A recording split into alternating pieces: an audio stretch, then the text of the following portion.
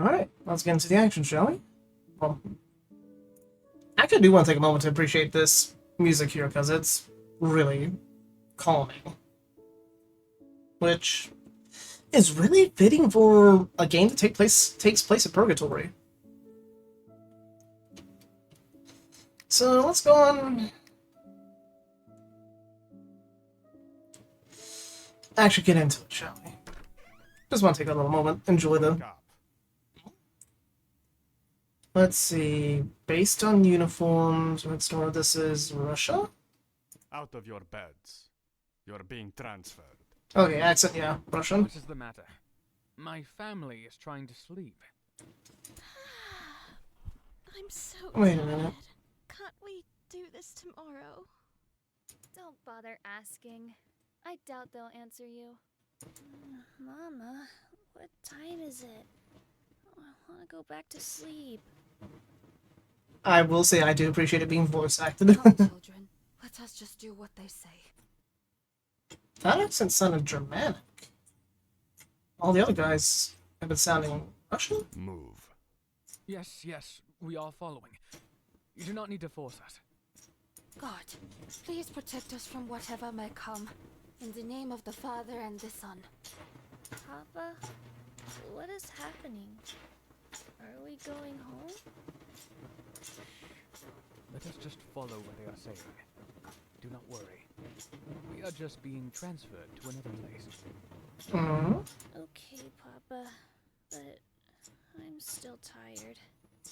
Okay, I'm sure it will all be over soon. Why have you put us into this room? What's going on? Oh no. Hush, Olga. Do not bother them. All of you, stand over there. That's a bad sign. What is going on? Mama? Papa? I'm scared. I would be too, child. Thank you for your cooperation, but you have not been brought here to be transferred. Why is he readying a gun? Why do I know those sounds? Nikolai Alexandrovich. Wait a minute. If this takes place during the First Great War, the demo? Yes, this is just the demo. Because the full game's not out yet.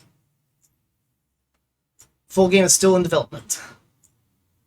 But wasn't Nikolai the Tsar of Russia during World War One? Trying to remember my history. In view of the fact that your relatives are continuing their attack on Soviet Russia, the Ural Executive Committee has decided to execute you. Wait, execute? Your sentence is to be carried out immediately. Wait, what? Wait, what? Please, can you repeat? Eh. The wife and the children too? Ah! Well, that's excessive?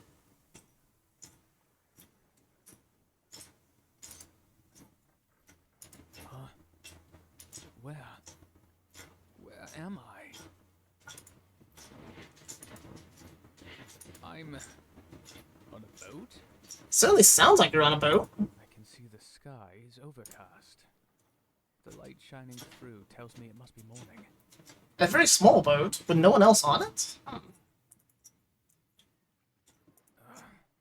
My eyes. Why can't I grab a hold of anything? You're a ghost? It is as if I've woken up from a very long dream. It seems I'm at sea somewhere, though I don't recall how I got here. I was inland earlier. I'm sure of that. Wait. Earlier? What happened earlier? You had a very traumatic event. I remember some soldiers. My family. Oh god. There, Is he about to freak out? and there were loud bangs. Were those gunshots? What is that? Okay, how would you not see a giant tower like that? Well, I guess it does look like it's very foggy out on these waters. Oh, they even did... Oh, is that moving? Or was that just me... Okay, no, the reflection's not moving. It's a still image. It's a massive tower. biggest I've ever seen. That needs some Mega Man 2 intro on it. Am I truly awake? Alright, Riz, that reminds me, I need to send you a little shitpost I made for another thing. It's not Ace Attorney related. Okay, guess he's inside the building based on how that wall is. Is someone there? That sounds like the jingling of spurs. And that might just be my bias because of the area I come from. That most definitely sound like the jingle of spurs, possibly chaps. Chaps ain't fully tightened down. G'day, mate. Had a nice nap. Mate, what's with the helmet? Ah! Who are you? What is going on here? Easy now. No need to panic. We're all friends here. What's with the helmet? Name's Edward Kelly. Kuthona Kitani. But you can call me Ned. How does one even become a catholic attorney? Like, what? What is that thing on his head? Does everyone look like this here? And what was that about being an attorney?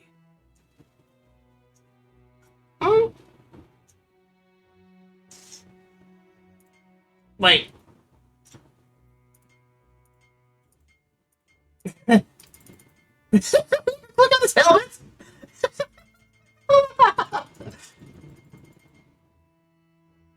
He speaks English at least. But that accent. Where are we? It seems for now I have no choice but to talk to him and understand what's going on. Yeah. Ahem. Greetings, Mr. Edward, or Ned, as you prefer to be called. I am Nikolai Alexandrovich Romanov, though you may call me Nicholas. Pleasure to make your acquaintance. Nice to meet you, Mr. Nicholas. Wait, did he say miss? Now, let's get down to business then. How much do you remember about who you are? He at least remembers his name. Because some folks, they can get temporary amnesia from the stress of what they went through. Stress. So, this... How much do I remember? Well, I don't think Nicholas doesn't remember a thing. all I remember is my name. Everything else is blank. I don't even know what year it is. As expected that. Here's a little refresher then. It's now July 1918. This is right around the time of World War One. So yeah, that is the Tsar of Russia at the time.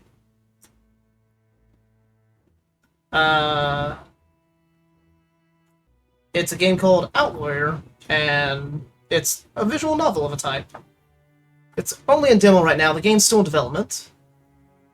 Born 1894, you, Nicholas II, were Emperor of Russia.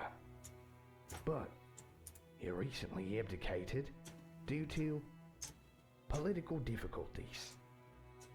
Right. The Tsar of Russia during World War One is right before Communist Revolution that took over. Wait, yeah, he is the last Tsar of Russia. Oh, goodness. It is heavily inspired by Ace Attorney, I will tell you that. Before being brought here, you were living under house arrest with your family. That jogged your memory. Yes. I'm starting to remember now. I was Emperor of Russia. Then the war. And the abdication. It's all starting to return to me. Well, that settles the issue of my past. Now I must know the present issue. What is going on here? Where am I? I recall me and my family being brought into a room. And then something happened. He got I shot. woke up on a boat. I remember a marble-like white tower stretching up and out of view. That is where we are now, yes? You're an educated man. I'm sure you can figure it out on your lonesome. Come on, Ned. Give the guy some slack. He just died. Care to take a guess?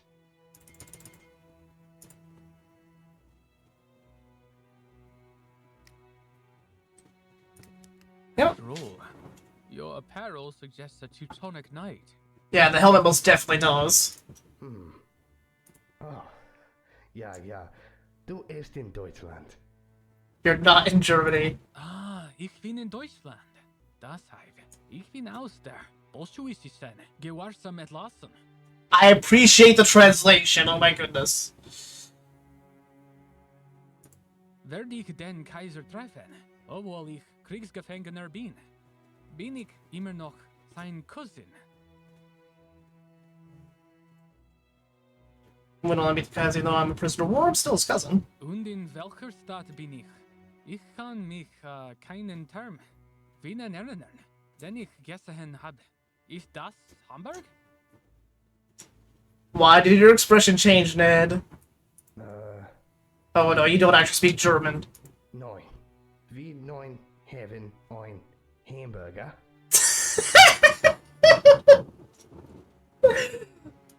This isn't Germany, is it?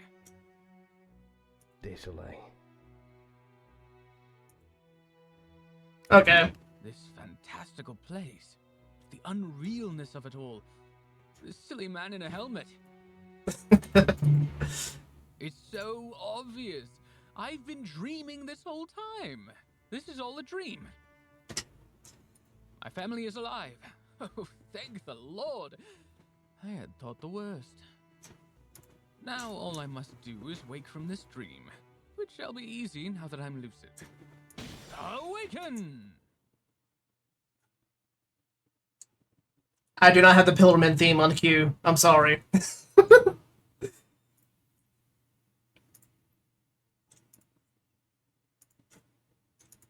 It seems I'm not dreaming.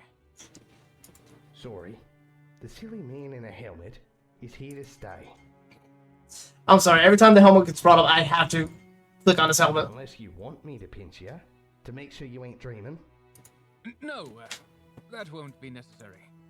then try again. So it's not captured by the drums, not dreaming, so... I was cold at first, but then there was this unbearable heat on my body. There was loud screaming everywhere. More and more is coming back to me. Me and my family were attacked, and I woke up on a boat in the water. This means... Oh no. That's right. There was no nightmare. You and your family were killed. Gunned down in a side room. This right here. You've been ushered down to the sticks and into the afterlife. No, that can't be right. I'm clearly as alive as you are. I think Ned's been here for a while, so he's used to being dead. You sure catch on quickly, mister. We're both corpses. You can't be serious. I'm dead? I'm really dead? Yeah, understandable reaction. That was really it? I was killed? Can't be real. This is impossible. Take it all in, mate. I know, it can be a lot. Especially if you weren't expecting it. Mm-hmm. I'm dead.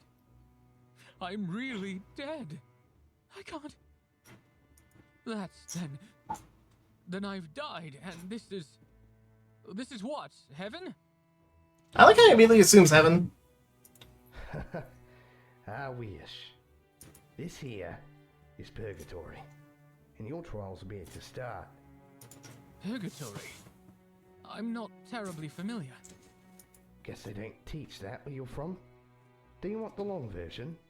Or Let- the short version? Let's go all the way. Every single thing in excruciating detail. Alright, you asked for it. Yeah? Purgatory is essentially the intermediate plane between heaven and earth. Almost like a waiting room. Think of it like the middle place for folks not good enough for heaven, but not bad enough for hell. If your heart's pure, you jump straight to heaven, and that's that. Understandable.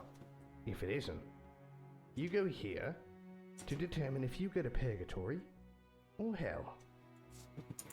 a trial is going to be held about your entire life, for all the good and bad you've done. If it's found you're good enough, with the possibility of redeeming yourself, you're going to stay in Purgatory. Let's see. History is written by the victors, so Nicholas was painted as Bloody Nicholas. I do not know much about Russian history. I am very sorry, but such is the United States education system. And after spending time in Purgatory, if you are found to have redeemed yourself, you can go to heaven. Otherwise, you go to hell. So you get a first trial, second trial, depending on how first trial goes. A trial? Who will be attending this trial? Will my family be there to see it? Well, aside from me and the judge, there will be a lot of funny folk. Oh boy. A right unusual sort. That does not sound good for me. But there ain't nothing to worry about. If you behave, you'll get used to them. Yeah, sometimes I'm gonna have some Ace Attorney level characters in here. I have experience with eccentric people. You see, I know this peculiar monk who is a close family friend, and... Wait, peculiar monk. World War era Russia. Couldn't be Rasputin, could it? Wait! My family! My children! My wife, where are they? You're just now wondering where they are? Your wife and kids won't be there. They have their own journey ahead of them. I didn't see your family on the water, so they almost certainly went to heaven. Okay, the innocence of the children still kept them pure. Good, good. Seems you managed to raise your kids right. Okay. Oh? Are you sure? They really are in paradise? Have some faith in your family. Yeah, like, you were the husband slash father of the family, so, like, what would they have done to get themselves damned? Ask yourself that, buddy. Come on. I'm sure they're already enjoying their time there. Hell, maybe your wife will find a new man to replace you up there. Ned, what the fuck? That's NTR. Not cool, bro. Please, we would never abandon each other like that. God. Straight out of the dialogue tree. But it is such a relief to hear they are truly in a better place. Yeah. How can I see them again? Where do I go? Easy there, mate. We have more pressing concerns right now. Mm-hmm. Couldn't take you to see him if I wanted to, anyway. Oh. I had hoped to see them again. Just do good in the trial, and if you but bad, make sure you redeem yourself. And may I ask, what's your role in all this? Are you my guardian angel? Is that why you wear armor? I'm the farthest thing from an angel. I'm a lawyer. Yep. 2 steps away from a certain fiery level-based place. Think of me as your legal counsel. Like any counsel on Earth. Except I haven't been bribed. I'm here to act in your defense and show everyone what a stand-up fella you are. Alright. It is good to know that I won't be alone in facing this trial. Do not be concerned. I have been a just ruler. Many monarchs say the same thing. Your job shall be trivial, as my noble leadership of Russia has been ordained by God himself. Bold claim, sir. Although things did take an unfortunate turn at some point. That may be underselling it a bit. Oh. Now, this would be the point where I ask you some questions as your legal counsel. Alright. Unfortunately, I'm running late today, so there's no time. Wait, what? No time? Are you sure? I feel that would be very important. Nikolai II Alexandrovich Romanov. I'm sure. Yes, that is me. Who is calling? That is a heavy door. The courtroom is ready. proceed to your judgment. Oh boy. Right. This deals with heaven, hell, and purgatory, so... The judge? I'm guessing St. Peter. So, you ready to go to trial with me on your side? Or will you just give up and go to hell? Okay, I just want to see where this goes. Save one. I just want to see where this goes. Wait. What? Next, the second proceeded to go to hell forever. The end. Wait, what?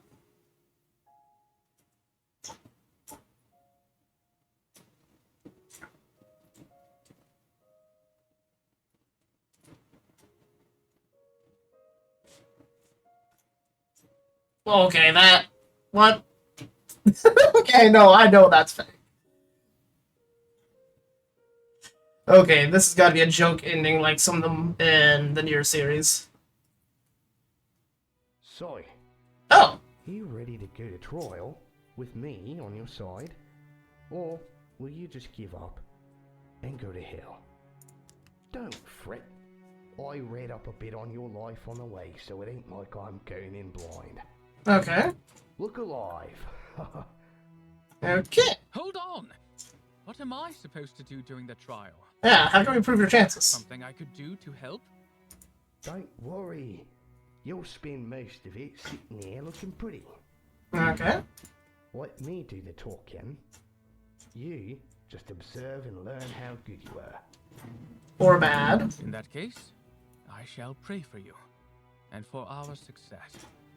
May the Lord have mercy on us. Mercy? Okay, you're very jaded, Ned. Sorry, mate. But for those on trial, the time for mercy is past. Now it's time for judgment. Alright.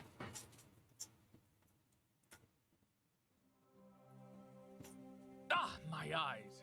It's so bright! So... I don't see the pearly gates, this is just a room. What an otherworldly sight. Indeed, like, that is a good way of describing it. Wait a minute, a heart? That looks like some sort of fern branch? Maybe a feather? Hold on. Weighing the heart versus a feather, that's... Egyptian. That'd be Anubis weighing your heart against the feather of truth. The shapes, the lights. I can scantly believe it. I have never felt so small and insignificant. All I can do now is leave my fate to this strange man I have just met. Godspeed, Ned Kelly. We are gathered here to judge Nikolai II Alexandrovich Romanov to determine whether he shall remain or face petition. I like his voice. Are the defense and prosecution ready? Ready. Ready. Wait a minute. That's the alchemical sign for sulfur. Commonly associated with hell. But he's gonna be the prosecution. Okay. Excellent. Okay, what's got you stressor?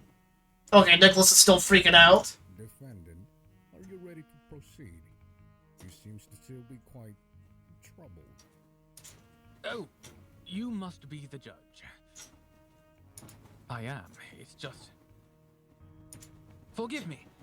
I am still adjusting to my situation. Your Honor.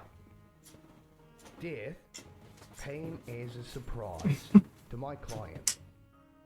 He is still trying to adjust. Let me skip myself over a little bit. Oh, not that. Gone down beside his loved ones. Of Ugh. course he'd be a bit out of it. I am sorry for how tragic your passing was, defendant. Be not afraid. I assure you, it shall all be over soon. Okay, this guy's got to be an angel because of the "Be not afraid" line. With yours truly present, you are certain to be sorted where you belong. Very arrogant. Prideful. Thank you for the reassurance, everyone. My heart feels lighter already. I know I should not be afraid, as I have lived a righteous life, loyal to God, family, and country.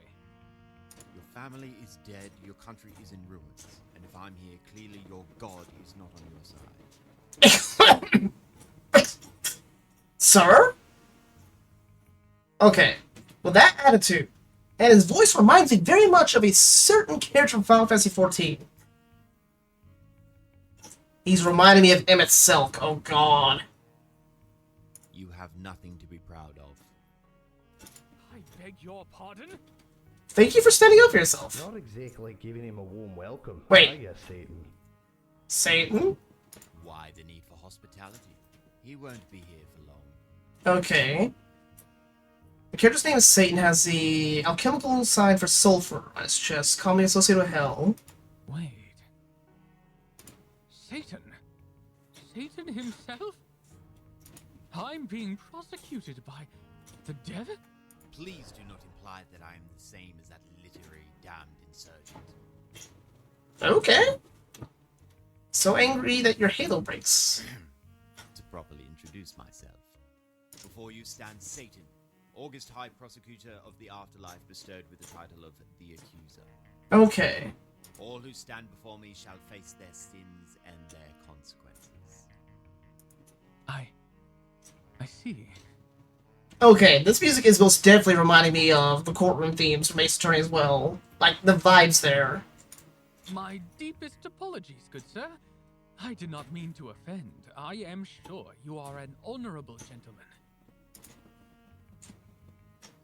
Nice try. Like, Nikolai is being nice, okay? He's trying to like, hey, I'm sorry if I offended you. I'm sure you're a good person. But I don't think being nice is gonna make him go easy on you. Say, why are you walking into this trial yourself, instead of one of your lackeys? Got nothing better to do? I am here for the same reason I attend any trial, personally. Oh? The defendant is so heinous that I must make absolutely sure that they are sent to damnation where they belong. Okay. Huh? But I have been a good man. Why come for... Don't start groveling. It'll just waste the court's time. You will see soon enough the kind of life you have lived. Oh? Defendant, if your life is as just as you say, then you have nothing to fear. We shall see if the High Prosecutor's presence is warranted. Okay. And he's freaking out again. So, the High Prosecutor is here. The bastard of the Book of Job himself. Nothing I can't handle. Awfully prideful there, buddy. It is time for us to review the life of Nikolai Alexandrovich Romanov. Alright. Bring forth the trial's angel of death. Specifically for this trial? Hmm.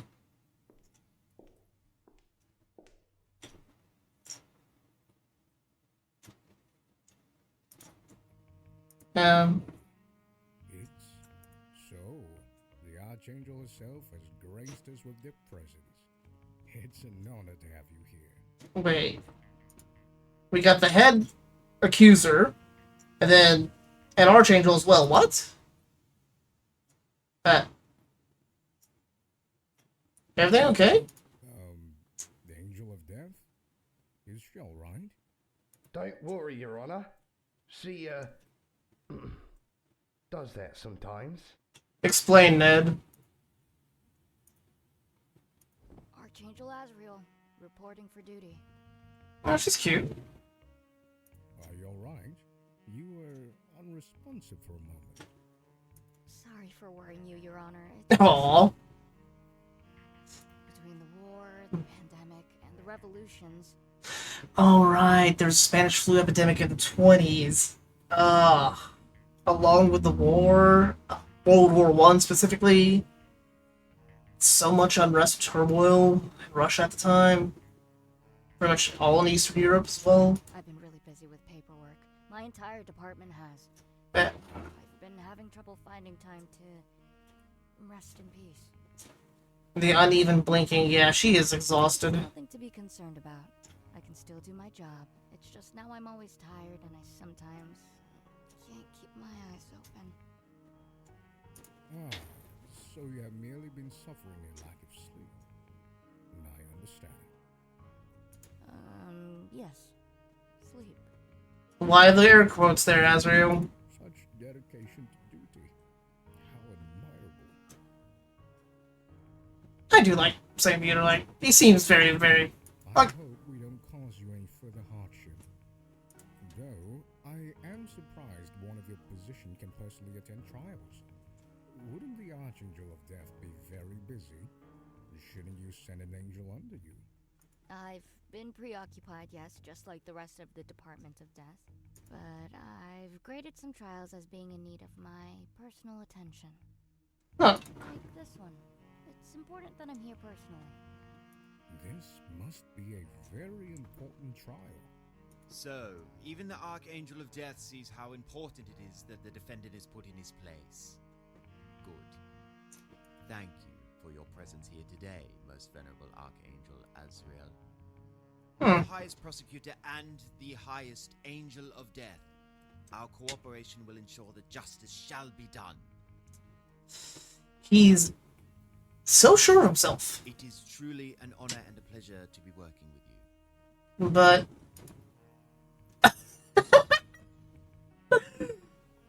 Hey, Azzy. wait, a shortened name Ned, nice to see you again. and a bit of a blush? Finger gun. Then let us begin. Alright. Born 18th of May, Gregorian year 1868, as the eldest of 6 siblings, Nikolai Alexandrovich Romanov is the latest and currently last Tsar of Russia. Is? Don't you mean was? The man's dead. He married German Princess Alex of Hesse, who changed her name to Alexandra Fyodorovna and had 4 daughters and 1 son. 5 kids, okay. Coronated as Tsar at age 26, he expressed some doubts about wanting the position. Okay, had some self-doubt.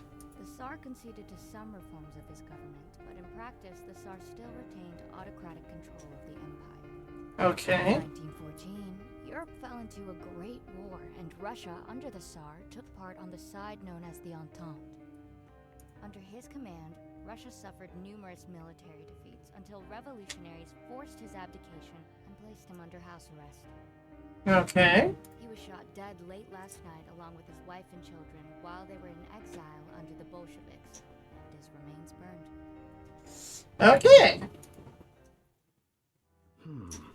His life doesn't seem too bad so far.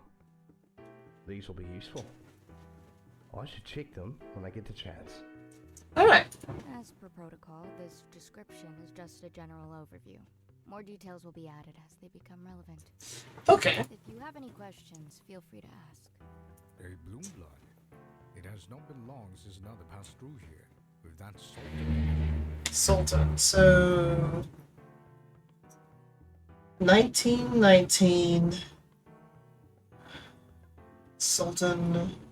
I can't remember exactly.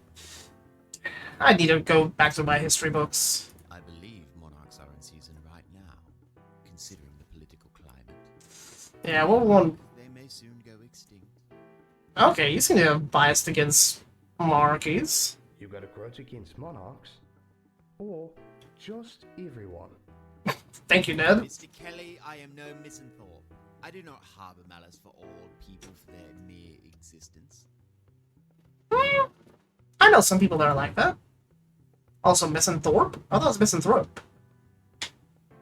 But I do hold a grudge against men like him, the Golden Calves. Tell me then, my well-armored opponent, do these adulterous worms not deserve to be brought low, to wither and burn for their insolence? What do I think, huh? Like, it's on a case-by-case basis, like, legitimately.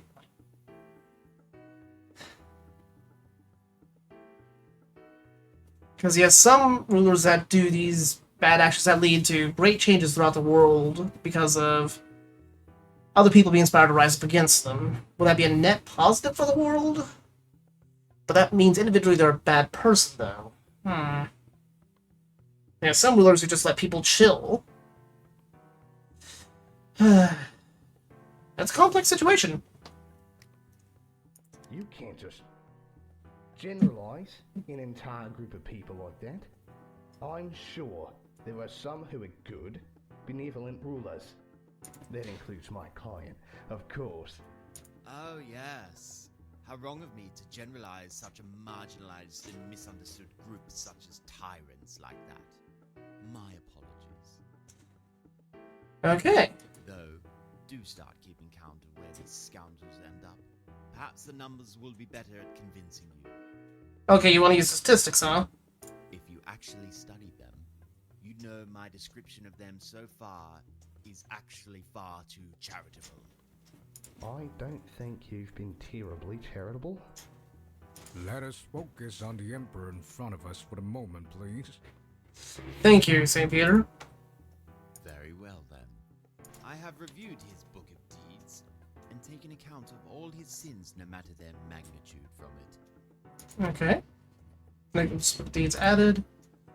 A sacred record that meticulously chronicles every good deed and sin a person commits in their lifetime, while it captures both virtues and transgressions. Only sins hold significance in trials.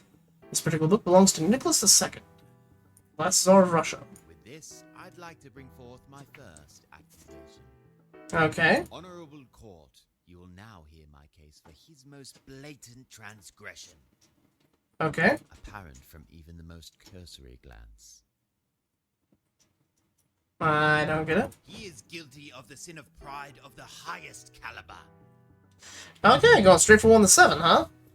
Where many nations have stripped back their leaders' authorities, the Russian Empire, Mr. Romanov, has fought to maintain absolute power. No? He signed stuff giving power away, but he still maintained autocratic control, though. In fact, it was barely 13 years ago that the people revolted to wrest the balance of power from him. Wait, 2 revolutions in 13 A years? revolution? So there was another besides the one right now? Yes, there was another revolution in Russia before the current one, 13 years ago. If you have that information immediately available, probably a lot of death involved. Oh. Astounding. 2 revolutions in barely a decade. Surely there's nothing to scrutinize. You are very much a worm, Satan. Nick. But what caused this first revolution? Was there an unpopular law getting passed of some sort? Alright. If only. No. The cause is an incident known as Bloody Sunday. One of the many tragedies linked to him. Many? I have the file on the incident from the Department of Death on hand, if needed. Bloody Sunday. It's currently 1919. 13 years ago would be 1906. Wasn't that a religious-based revolution?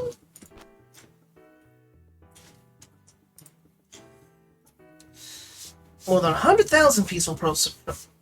How do they count that many people? March on the Wonder Palace to present the Tsar with a list of grievances about working conditions. Okay. Similar to Luther and his grievances against the Catholic Church. The Tsar did not appear. Tensions escalated between protesters and soldiers in what was likely a moment of panic. Some soldiers opened fire, killing 100 civilians. The Tsar didn't appear, so... And then tensions escalated between the soldiers and protesters. But they fired because the tensions escalated. Possibly in panic. The workers of the Russian Empire were some of the most poorly treated and underpaid in Europe. So an Orthodox priest with a crowd of hundreds of thousands organized a march on the Winter Palace to petition the Tsar for reforms and better working conditions. They were loyal citizens of the Tsar. They carried icons of his face on this very march and were looking to him to save them. Okay. As they made their way to the palace on that fateful day to ask for help from their prospective savior, the soldiers opened fire. Oof. His man shot innocent protesters? That's horrible. How could he do such a thing to his own people? I remember that day. A lot of paperwork and distraught Russian immigrants. This ain't looking good. Better interject before things get any worse. Maybe I should take a closer look at their file that was just submitted. Okay, so he didn't appear, so it could not have been him issuing the order if he wasn't there. Objection! That was a gunshot, and there's finger gun. Okay, so there may be a connection between Azzy and Ned. Let's not jump to conclusions just yet. We can't fault the Tsar for what happened. And why would that be, Defense? Simple.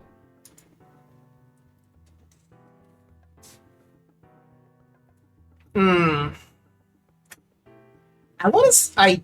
Because this is my logic. The Tsar didn't order the shooting, but I want to see if there's like penalties or anything, like a health bar mechanic. Doesn't look like there is one. The tragedy only killed like 200 people or something. Oh, come on, Ned. It could have been way worse. My client killed way fewer people than, say, Attila the Hun. Seriously. That's such an unbelievably stupid argument. I'm not even going to dignify it with a retort. You just did. Defense, just because it could have been worse does not make killing hundreds of people justifiable. In fact, I believe most would consider 200 people to be an atrocity. Yeah, you're right. Sorry, I'm not really a math guy. Okay, so the real reason is Okay. the Tsar didn't order the shooting. He wasn't even in that Winter Palace. So, you can't say he was at fault here. The soldiers opened fire on their own. Probably because they felt threatened by the protesters. Okay.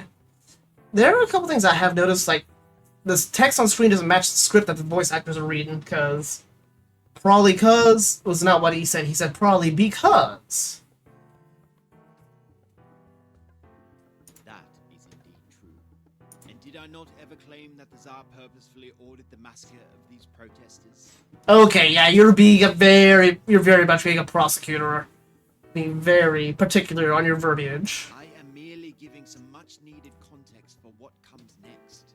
And do keep it in mind when considering the Tsar's actions after this horrific tragedy.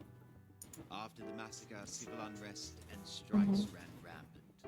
The people's love of the Tsar had turned to disdain as the world fittingly dubbed him Bloody Nicholas. Okay, so I was right on that assumption earlier. To end the unrest, the Tsar signed the October Manifesto, meant to rein him in. Even after all that had happened, he was so reluctant to sign it that it quite literally took his cousin threatening to shoot himself for him to agree to it. Would you care to take a guess what that piece of paper accomplished after the end of the revolution? Please, take your best guess.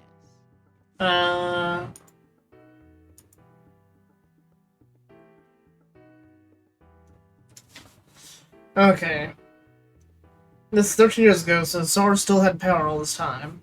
So, every month leader talks over. That's just stupid. Made Russia more democratic? Obviously not, because the Tsar still had all the power back then.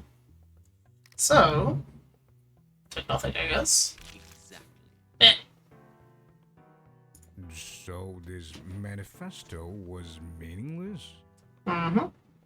The Imperial Duma, as the new legislative body, was given the right to limit the Tsar's executive authority. A right he dutifully ignored. In practice, the Duma, alongside all other promises, were ignored, and he maintained total rule over Russia. His people marched in the street, carrying his icons and singing hymns in his name, begging him for salvation, only to be massacred, their dying wishes ignored by the Tsar they worshipped. The pride it must take to cleave to power after the anger and grief he caused is almost comical. That is the defendant's true nature. Wait a minute. Who he truly is.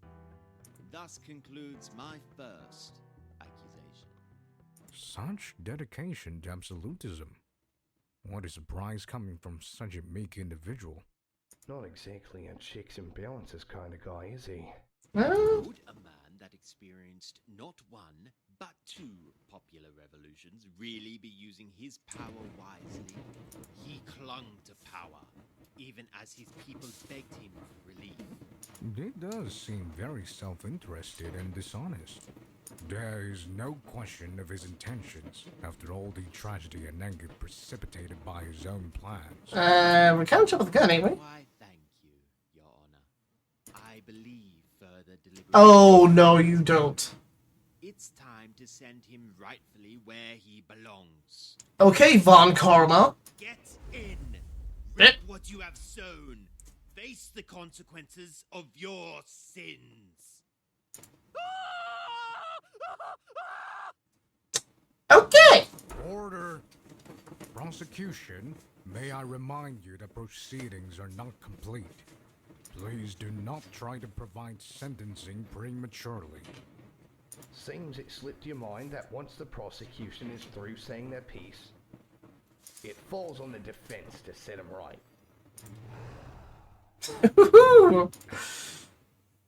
Do forgive me. It seems I got ahead of myself. Indeed you have, Satan. Now please rein yourself in before you make a fool of yourself. It seems I have forgotten the defense's role in this trial. Very well. It's of no issue. His fate is sealed anyway. So says you.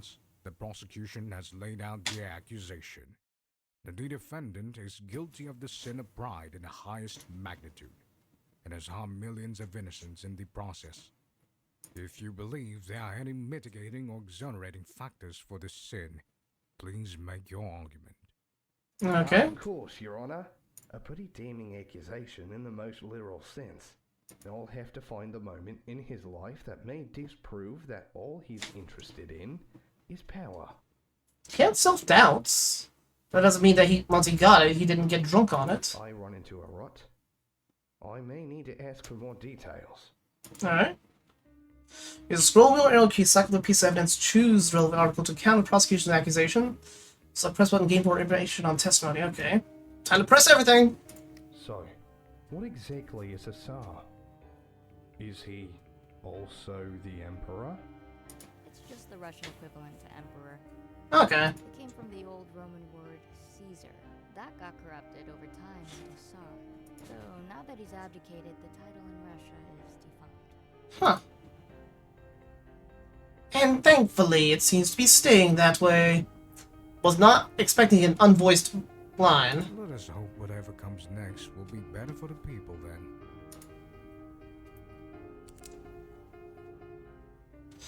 German princess.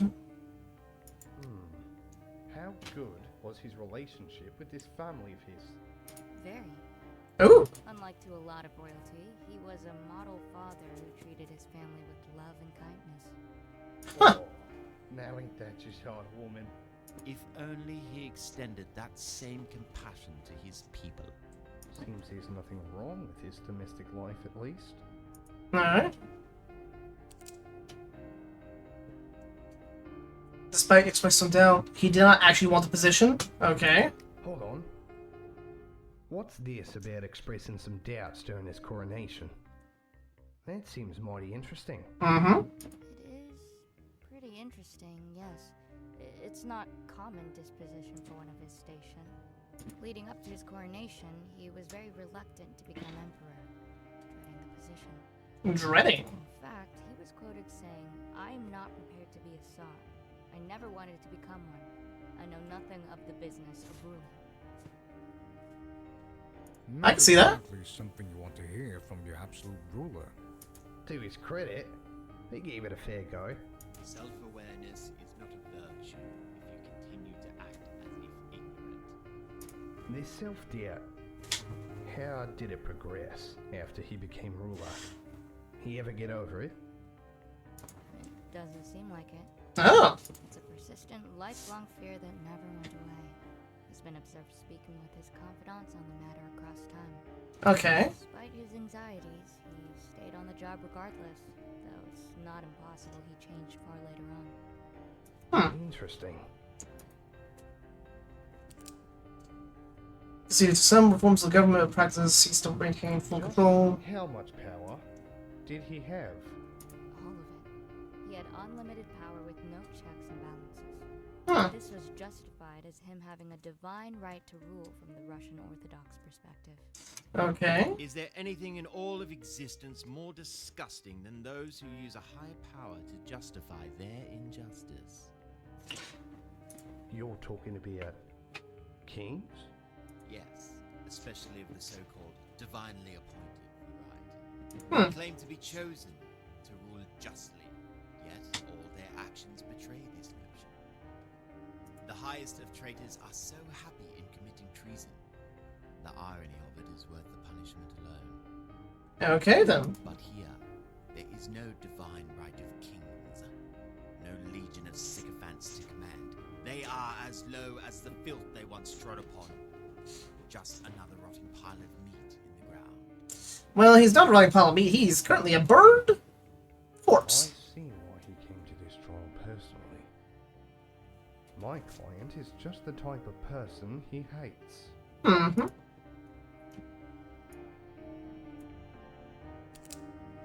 (1914) Great War. This Great War, how did it start exactly? Assassination of Archduke Franz Ferdinand of Austria-Hungary? Well, after a certain someone was assassinated, Austria-Hungary attacked Serbia, leading to Russia attacking Austria-Hungary, leading to Germany attacking Russia and France, leading to Germany trespassing Belgium to get to France, leading to Britain attacking Germany, leading to Japan attacking Germany. Wait. Why don't Japan attack Germany? But Russia is part of the good guys, right? Well, according to Russia, yes. Okay, good. It seems the defense is especially vulnerable to propaganda.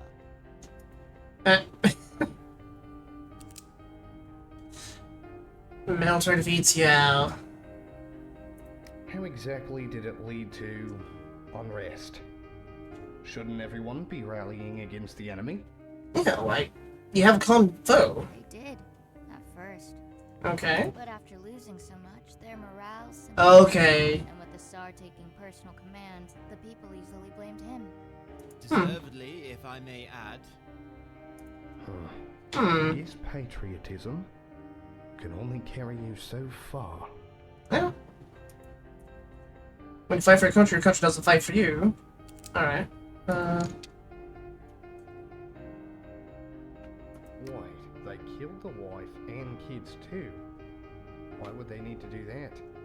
They want to ensure the monarchy never returns, so they chose to be thorough. Yes. An allied train under the Czechoslovak Legion was getting close. There was a risk of them being rescued. With no more heirs, the Romanov line would end. It is a disgrace that innocents would be dragged into an otherwise rightful execution. Rest assured, those men will get what's coming to them. I know it. Those poor souls. Alright. Like, if you're gonna be a megalomaniac, very prideful, you're not gonna have self-doubt. Bullseye, apparently. What Prosecutor Satan is insinuating about the defendant is very unlikely. Oh, and why would that be? Recall the coronation. There's something interesting our helpful angel of death mentioned. He was reluctant to become Tsar, and had even said he knew nothing of the business of ruling. So, he was an unqualified coward. What of it? Really, Satan? But Gotta be like anyone can this? Figure out if he was so reluctant to become emperor. Could you really say he was in it for the power? Yeah, also. Oh. That's right. The eye shine, the duelist draw pose. He couldn't have been in it for the power. He was afraid of it. No. Hold up. The music.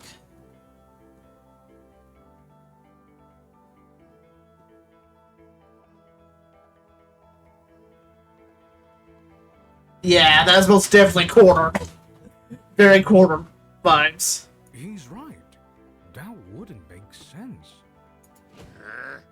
No, that's impossible. That's what I was wondering. This is absurd. If he was so afraid of having power, He wouldn't commit every sin in the book to keep it. He was very faithful to his wife, so that knocks out lust.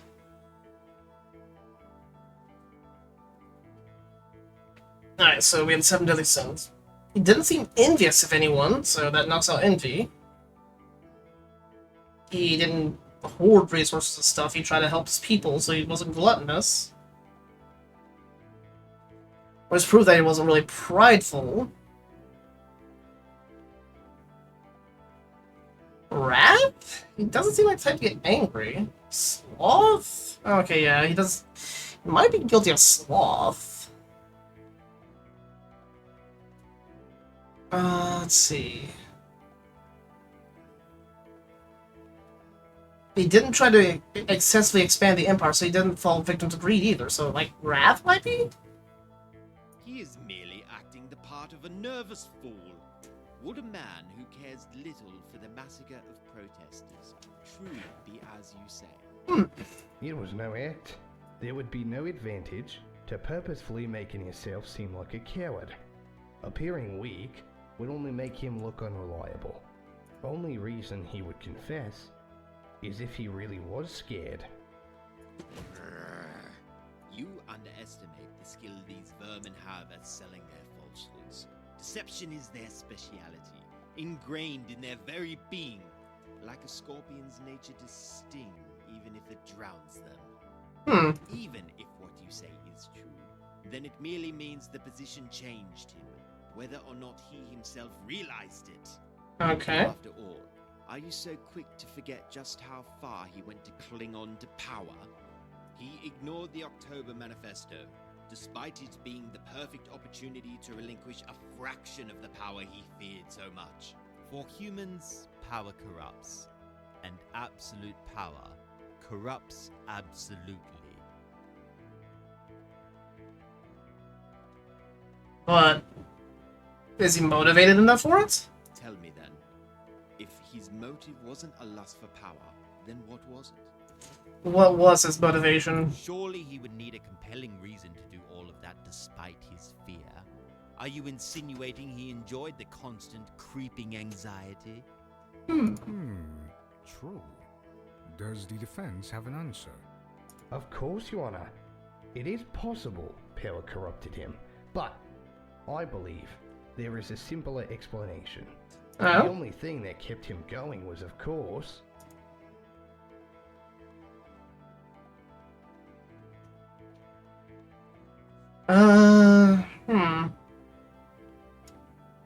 Hold up.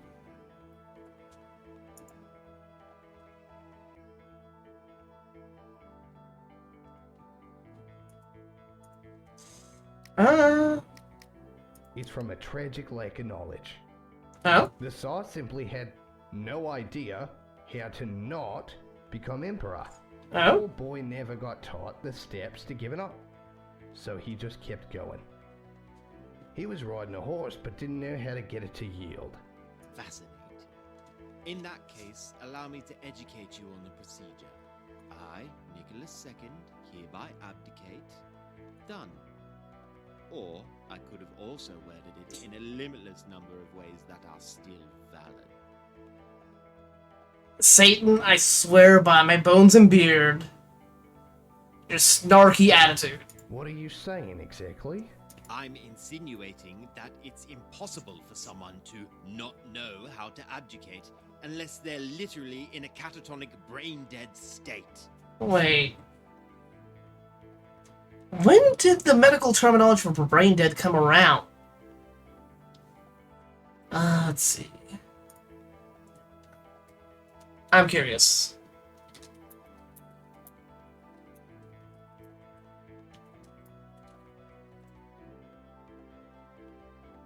The term brain dead was first used in 1959.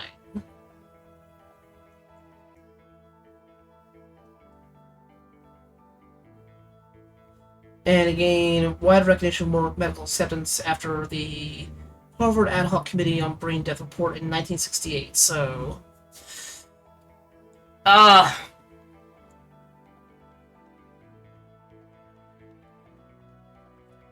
so So the term brain dead doesn't exist in 1919.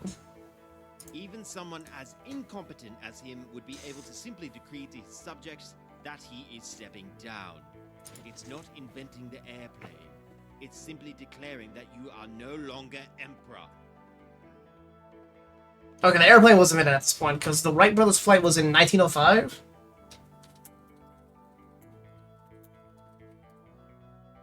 Yeah, it's 1903. Was Model T 1905?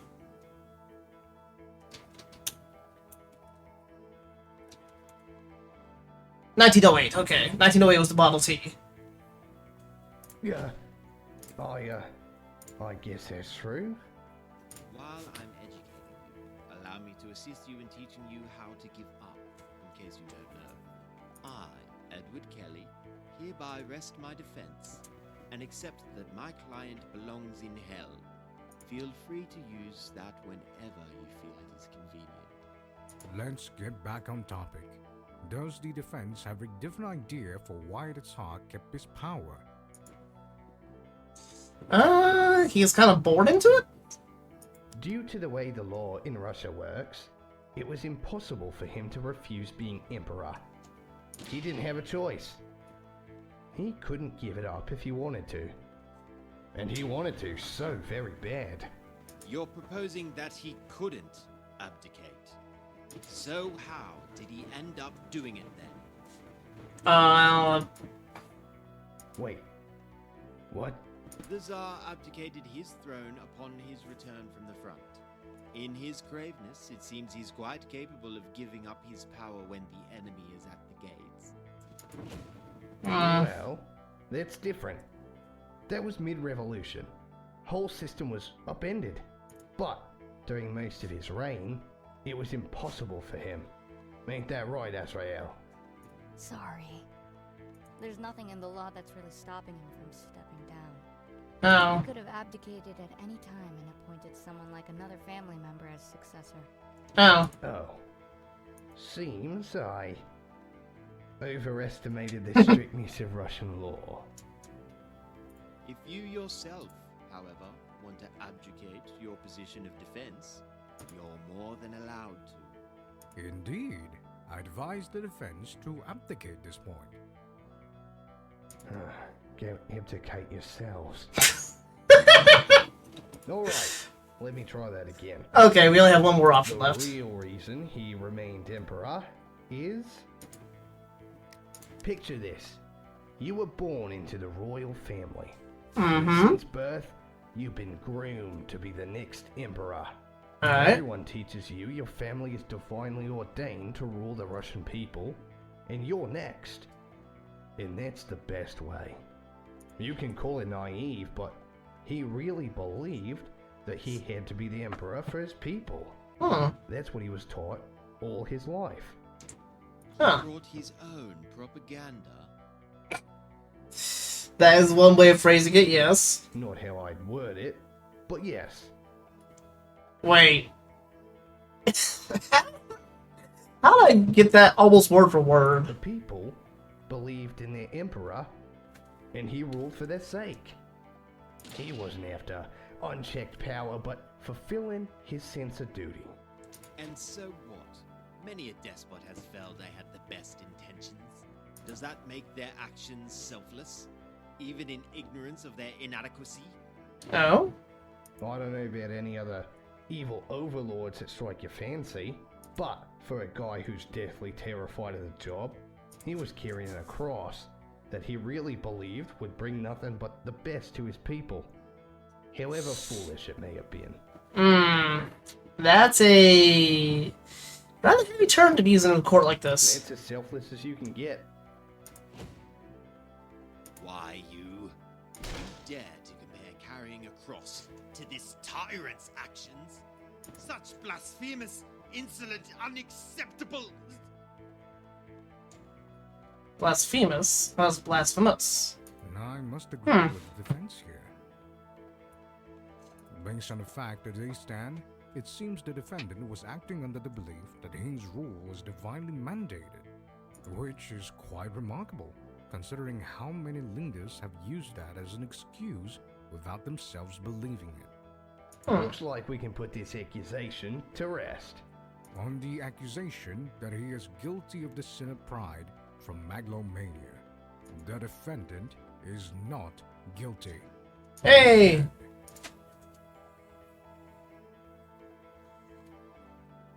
He looks very worried The there. defendant is a man who faced his fears to become the leader that his people needed.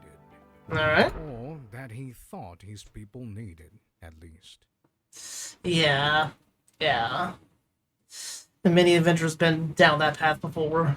Hey, it's the thought that counts. However, Okay, you're angry. even though he doesn't have the aforementioned great sin of pride, it's clear his reign is still marked by a variety of sins. Variety?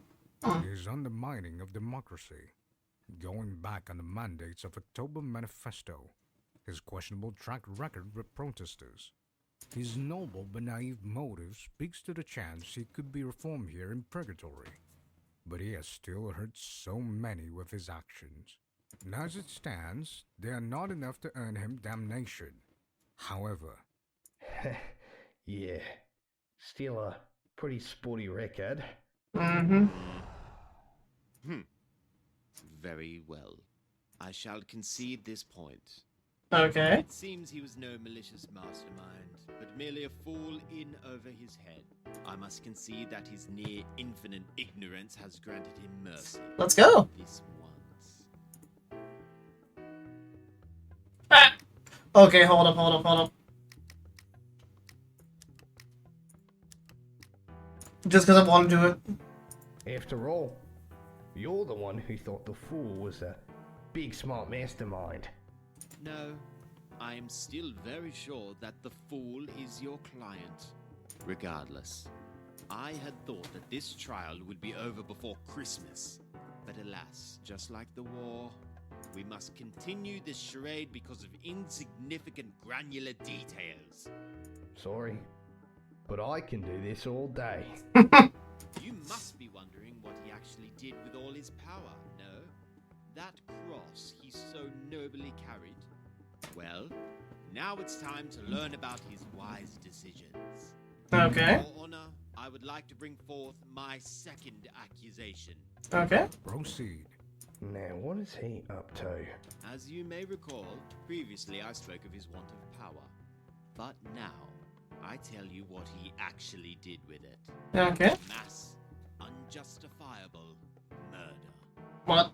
The defendant is a warmongerer who has waged meaningless wars with hundreds of thousands of deaths on his hands. His Okay. rule was marked by two devastating conflicts. What? Both so devastating they individually ruptured the very fabric of Russian society. I submit files on both of these conflicts to the court. Okay.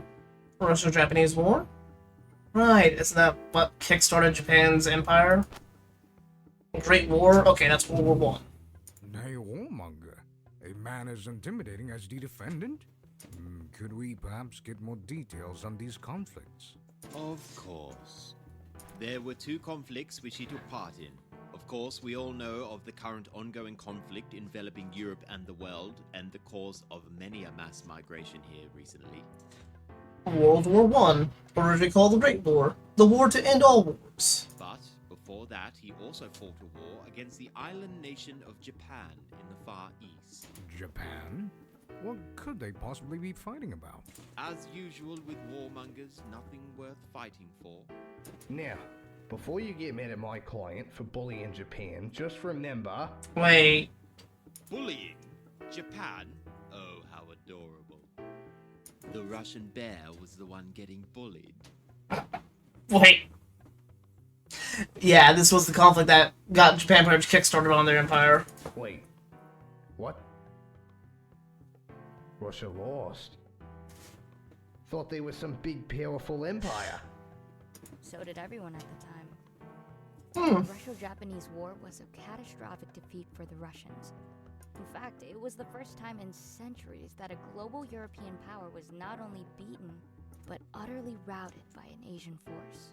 Huh. The complete victory of Japan was a huge surprise to international observers. It solidified them as a great power while Russia was reeling with the loss of prestige and influence. Though personally, I was more concerned about processing 160,000 reports for the victims. Astounding. Your client has a long, sordid career of historic failures and embarrassments, and we are still only in 1905. Wait, 1905? Could it be related to the First Revolution? Keen observation. Okay. People's discontent with that embarrassing defeat was a major impetus for the revolution. Okay. So, not only does he love starting wars, he is evidently terrible at handling the aftermath. Being a bad commander ain't a sin. If all this is true, then he is quite a despicable man. He's got to be sweating in his seat. Of course, Your Honor. I'd say it's about time we send him on his way. May we hear the verdict? Prosecution, I understand you are very eager for justice. Okay, I am so glad St. Peter has a backbone. But please, remember court proceedings. I understand the rush. You're scared that if you don't get him as soon as you can, he'll be free. Ain't that it? I do not fear defeat. From atop his mountain of victims, my judgment cannot be evaded. Then, I'm sure you have nothing to worry about from me. Wait, why are you the one passing judgment? Say you're not the judge in this It case. seems we need to make some additions to the recounting of his life. Please amend the account of his life to have more details about the wars. Already prepared, Your Honor. Defense, prepare to make your argument. Alright. Born 18th of May, Gregorian year 1868, as the eldest of 6 siblings, Nikolai Alexandrovich Romanov is the latest and currently last Tsar of Russia. He married German Princess Alex of Hesse, who changed her name to Alexandra Fyodorovna and had 4 daughters and 1 son. Okay. Nominated as Tsar at age 26, he expressed some doubts about wanting the position. Okay, so that didn't match up. In 1904, Russia and Japan went to war in Manchuria. The Tsar himself was caught off guard as he was not expecting the war. Interesting. They clashed throughout the region and the Sea of Japan, with the opening battle being at Port Arthur, now called Ryojin under the Japanese. Huh. The disastrous events of the war led to the First Russian Revolution and the subsequent attempts at reform. In 1914, Europe fell into the Great War and the Tsar joined Russia with France and the United Kingdom as part of the Triple Entente. As Russia faced defeats, the Tsar took control as commander-in-chief in 1915, leaving domestic affairs to the Tsaritsa. He was based His wife, in okay. Poland and would not return home from the front until Huh. 1917. So we have. Despite this, Russia continued to suffer military defeats. The catastrophic situation led to mass unrest in the country. Alright. Finally, the Tsar was forced to abdicate, and a new provisional government took charge. Him and his family were put under house arrest. He was shot dead late last night along with his wife and children while they were in exile under the Bolsheviks, and his remains burned. Has this guy ever won anything? Like, I feel bad for the guy. Alongside this, I also have some important files to submit. Declaration of War and Correspondence of the If Tsar. you have any questions, be not afraid to ask. I'm liking that little detail. If I was to say don't be afraid to ask, be not afraid. I love that little detail. Alright, Correspondence of the Tsar. So correspondences between the Tsar and his cousin, Kaiser Wilhelm II. He was the king of Germany at the time, I think. And that the Kaiser constantly encouraged the Tsar to go to war against Japan. However, Nicholas kept rejecting him and wanted to compromise to avoid conflict. And the Kaiser considered him a coward and insulted him, "You innocent angel," via telegram. Conflict between Russia and Japan over ambitions in Manchuria and Korea. General won a series of decisive land and naval battles, most notably at Mukden and Tsushima. Once modernized military defeated Russian forces, first time in Asian nations defeated a major European power in centuries. It caused great loss of prestige for the Russian Empire on the world stage. Current war go into the war between central powers led by Germany, Austria-Hungary, Ottoman Empire, and the allies led by Britain, France, and until recently Russia. Marked by devastating new weapons and missed casualties, it has been dubbed as many the war to end all wars for its scale and brutality. Started in 1940, it's nearing its 4th year. Japan sent a formal declaration of war to Russia on 8th February in 1904. However, it only arrived 3 hours after Japan already launched a surprise attack on the Russian fleet, Far East Fleet in Port Arthur, catching the Russians off guard. Why does that feel like it's going to repeat itself? Like 50 years in the future? Or 40 years in the future? Declaration emphasizes that Japan felt threatened by Russian ambitions in Korea. For the leader of a massive army, he does not have a good track record when it comes to military achievements. All bark, no bite. He tries to show an air of dominance only to become the global laughingstock. Unfortunately for the defense, I doubt his naivety can be used as an excuse this time. Defense, the prosecution has laid out their second accusation, that the defendant is guilty of the sin of wrath, being a warmonger who dragged his empire into 2 devastating wars. Okay, so he didn't drag him into the Russo-Japanese If War. you believe there are any mitigating or exonerating factors for this sin, please make your argument. Yes, Your Honor. Looks like I'll have to somehow show that despite being involved in 2 wars, he's not a bloodthirsty conqueror. At this point, maybe the best bet is to get more info. Okay, he's willing to compromise, so that means he's not greedy either. I should tackle one of them before moving on to the other. Notice if all the information available to press piece evidence, not potentially vital information.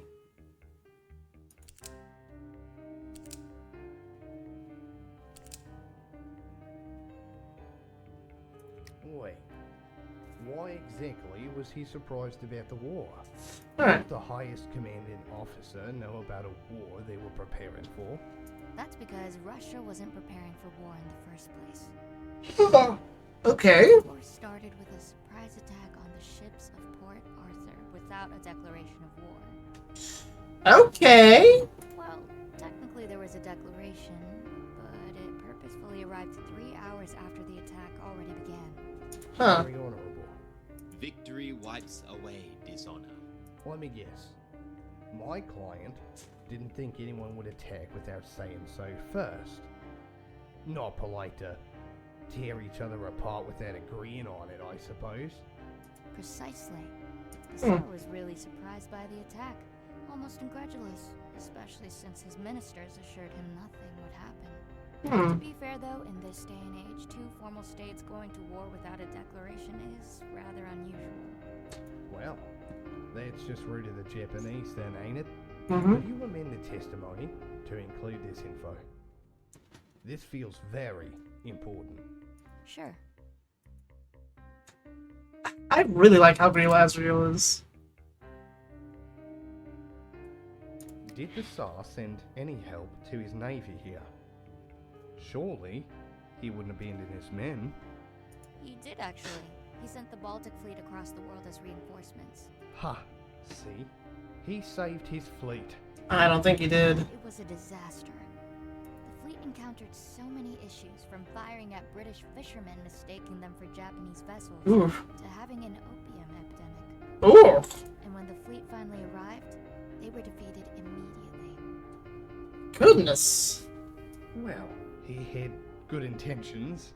What was that human expression about the road to hell again?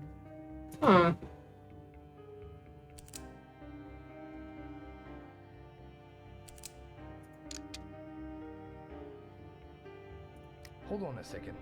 This big war with the Entente. How and why did that start? Objection. Relevance. Why so interested in politics all of a sudden? If we were to discuss why everyone is at war with each other, we'd be here all day. True. I haven't been keeping up with the war, but even I can tell that this is very complex. Let's avoid this subject for the moment, until we're sure it's needed. Okay, okay. So I should focus on other points for now. Okay, let's do the Russo-Japanese War then.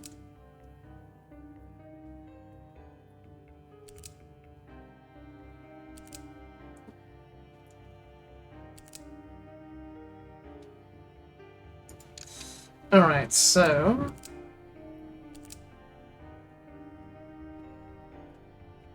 He's a warmonger, but he is shocked by this. So... People of the court, I'm afraid we have a grave misunderstanding about the defendant's motives. Okay. No. Prosecution.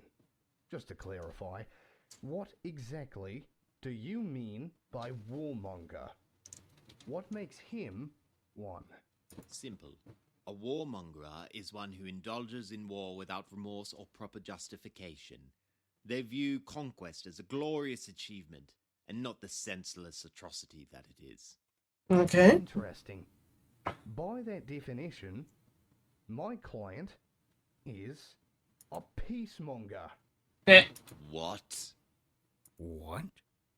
A what monger? Never mind that. How can you earnestly claim that this monster desired peace when he carelessly slaughtered hundreds of thousands of men in a war that he did not start? Yeah.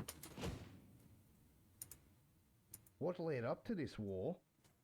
Russian ships were attacked unannounced by the Empire of Japan. They only received a declaration of war 3 hours after their attack on Port Arthur. This is no case of warmongering. Neither was my client bullying a helpless smaller nation. This was justified self-defense. Oh, he's right. Like so many responsibilities in a life, that war was thrust upon him. He wasn't looking for a fight. It came to him when his men were attacked. He sent troops from the other side of the world to beat back the aggressors. He was their hero. Your obsession with your client's supposed benevolence is amusing. But since you enjoy idolizing him so much, I'd like to hear your opinion on Japan's justification to declare war in the first place. Their justification? It's spelled out in their declaration.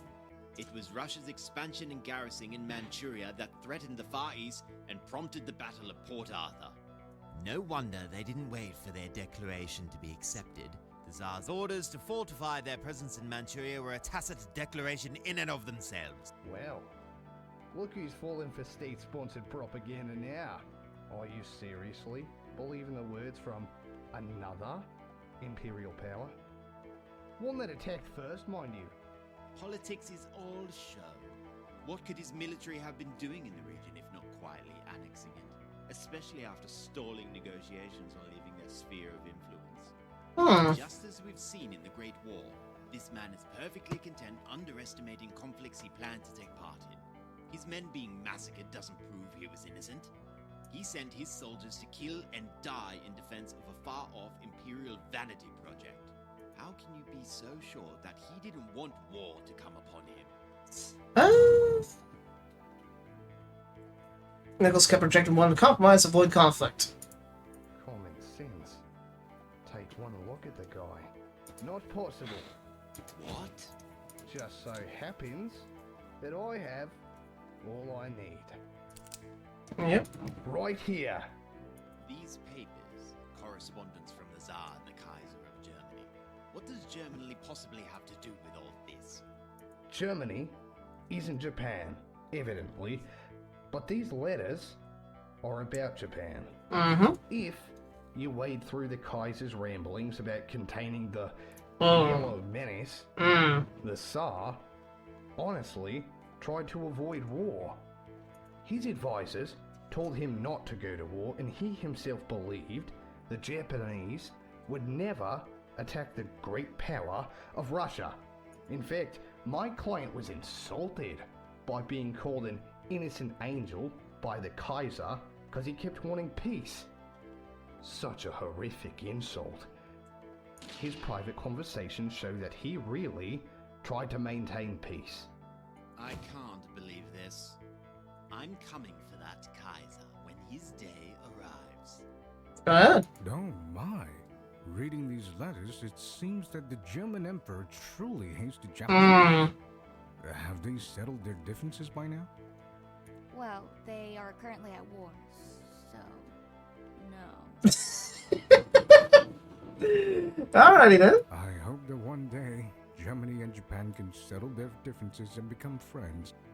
Give it 30 years. I don't really see an access for them to find common ground. Give it 30 years, Asriel. Give it 30 years. Oh, goodness. Though the Tsar seemingly That was clever. for war, it was his decision to reinforce his unlawful expansionism in Asia that sparked it regardless. Perhaps. But let the historians debate that.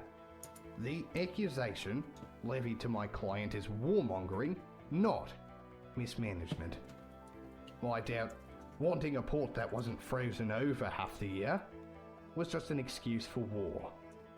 My client tried his best to stay away from a fight, and clearly he did not have the forethought to beat Japan into war for his own benefit.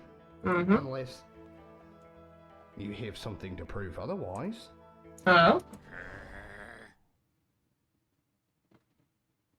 Eye twitch. Oh, that's delicious. A little bit of The characterization. argument made by the defense is sound, and I do not think his conduct in the Russo-Japanese War shows him as bloodthirsty. It doesn't matter.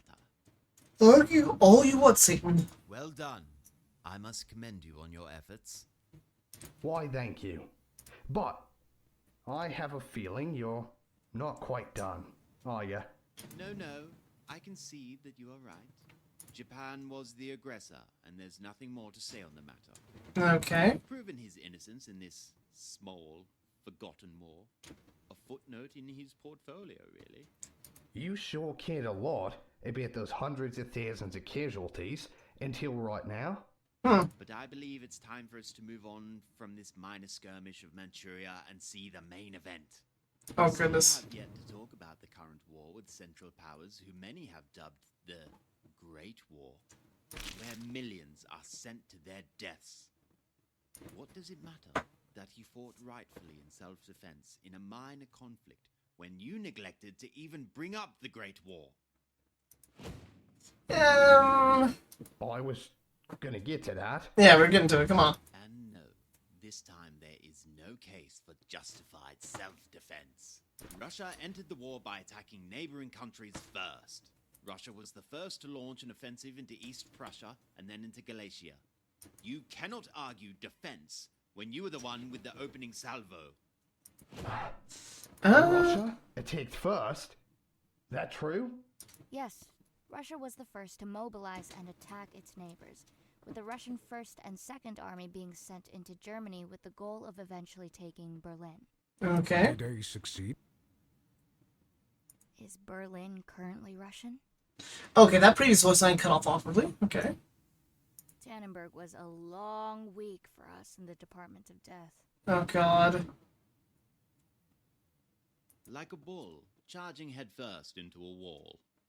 Overconfidence is a slow and insidious killer. Indeed, it is. Looks like it's back to cross-examining his life. There must be something about the Great War I missed. Very well. Now that the matter of the war with Japan is settled, let us continue the examination. I'm ready. Looks like old Satan is getting nervous. Could be it finally dawned on him that Nikki might just go free. Still, I should watch out for whatever he has planned.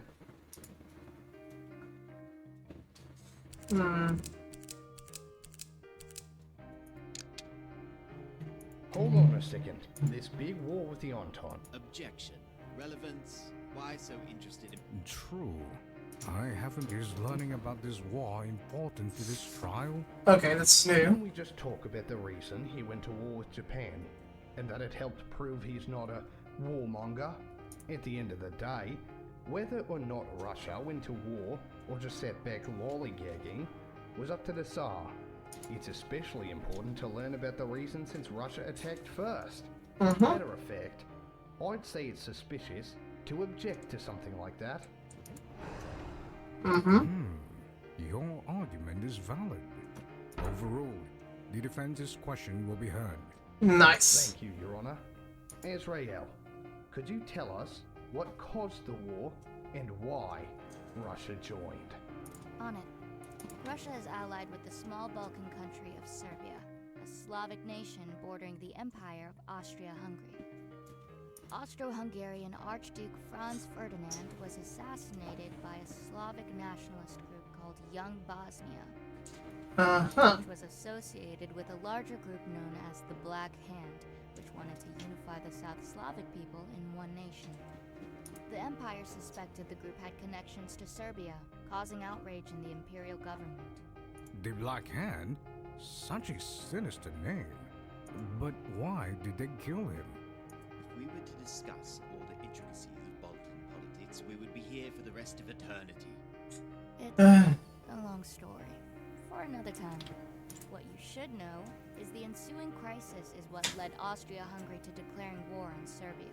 Russia, despite having no formal treaty, then declared war on Austria-Hungary and launched an invasion into both countries to support Serbia. No.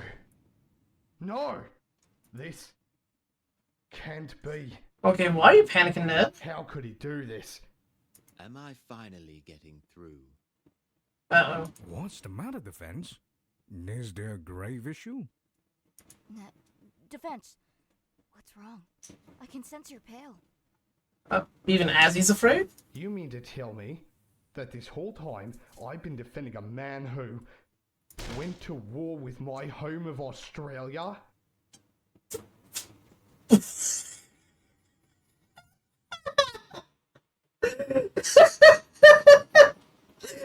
Oh my god.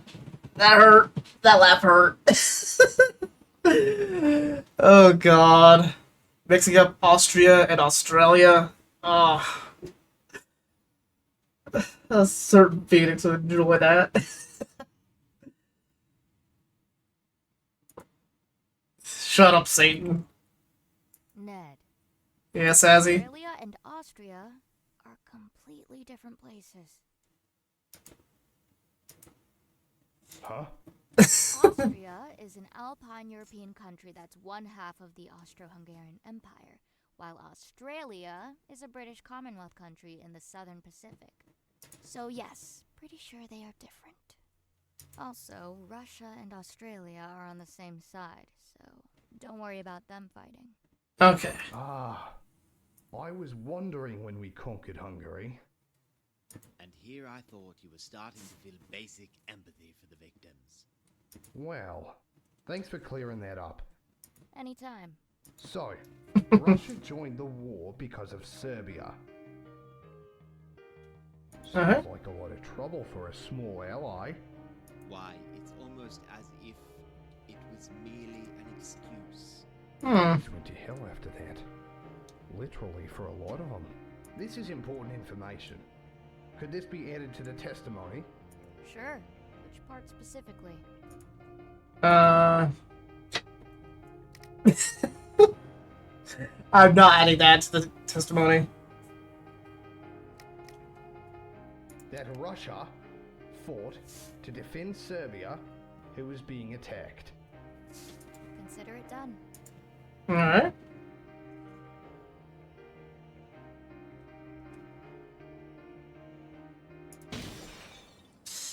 Well, looks like you were right. I have to hand it to you, Satan. You got me.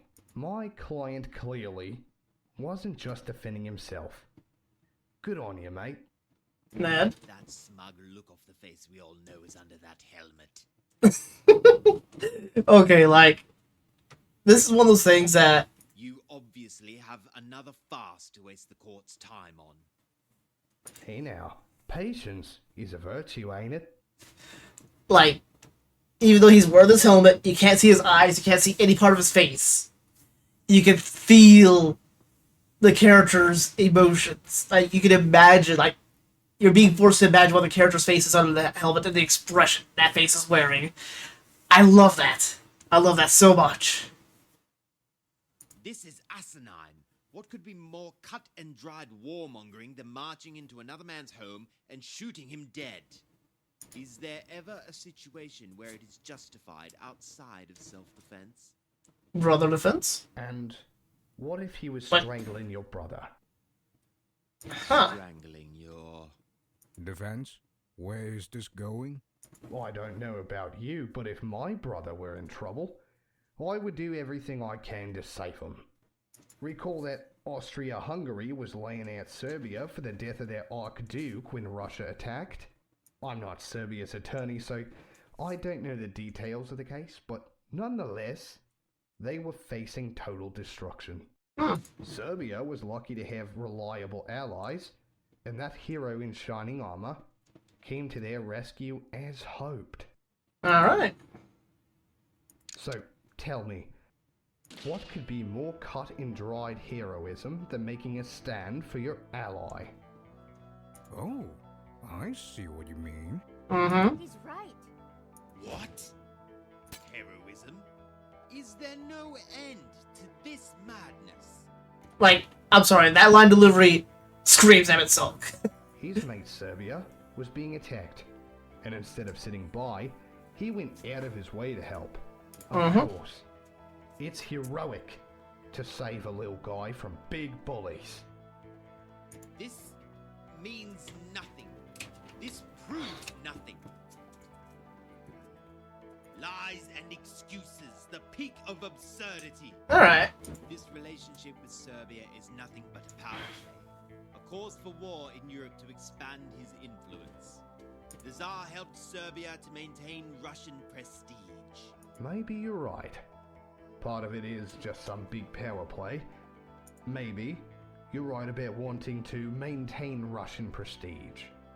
Maybe he had more than one reason to fight. But that doesn't change the fact that the trigger for him joining the war is still to defend Serbia. Your ideas of why he went to war is still just unproven speculation. Face it, he's no warmonger. He's always got a good reason. No, you can't just... Ah! I've heard enough. According to the facts of the matter, we can safely assume the defendant did not seek war, in the East or the West.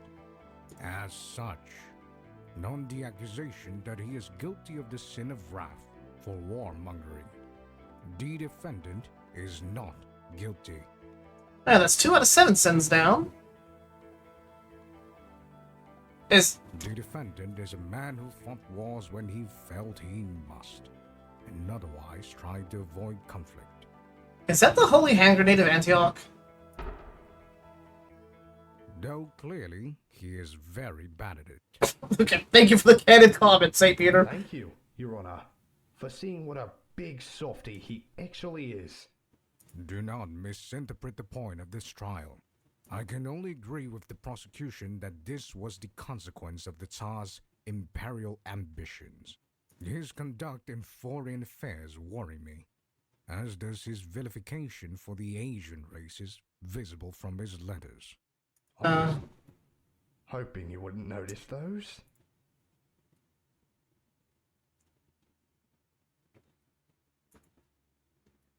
However, his intentions were innocent enough to warrant some leeway. He cannot be damned for wars he had so little volition in being a part of. Mighty kind of you, Your Honor. So, my fiery friend, ready to fold? Have any objections to my peacemonger? Angry. He may not be a warmonger, but I have a variety of sins to bring up. Many of them from his long tenure. Okay. Lost orders, foolish behavior, impolite comments, trying to Russify Finland. What? Go ahead. Bring 'em on. Though, since I presume none of them are as bad as the things you just accused him of, I don't mind airing his dirty laundry. As long as he doesn't go to hell. Indeed. It's important for us to see all his wrongdoings, though as it stands, it's unlikely he'll go to hell for them. He's actually stumped. Okay.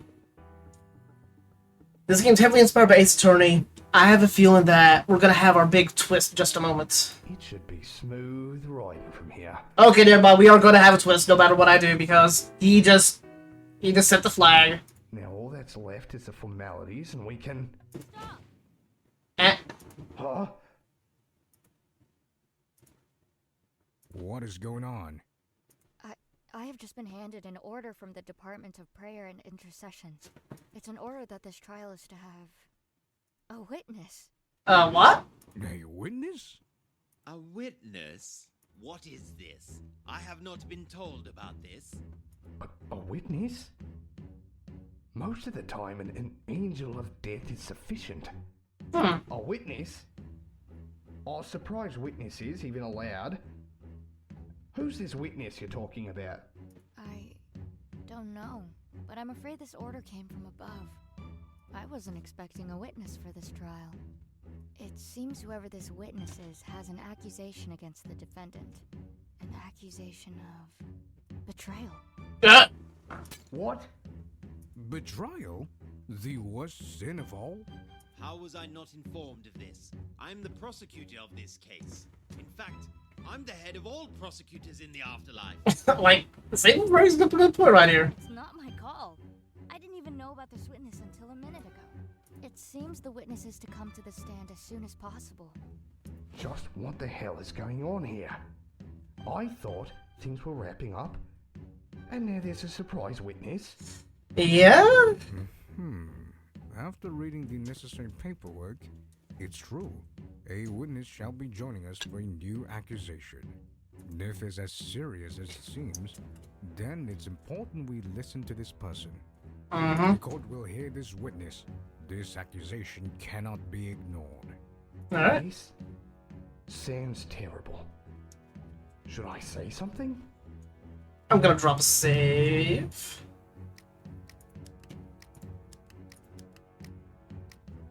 Your Honor, I don't think we should bring in this witness. No one has been informed of the existence of this witness prior to this. And it's going against convention. This is especially unfair to the defense who has had no time to prepare or learn of this. I am sorry, defense. I understand your point of view.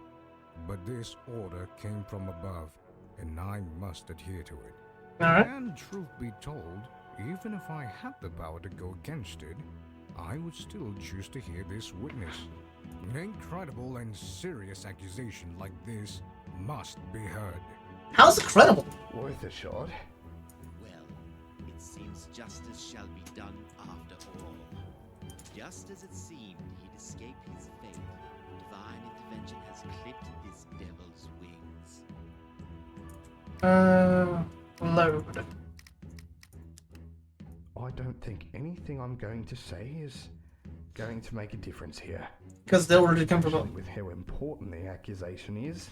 Well, it seems justice shall be done Oh. after all. Just as it seemed he'd escape his fate, divine intervention has clipped this devil's wings. Do you still wish to defend him, even knowing just how stacked against you everything is? You could simply give up. Leave him to where he belongs. Okay.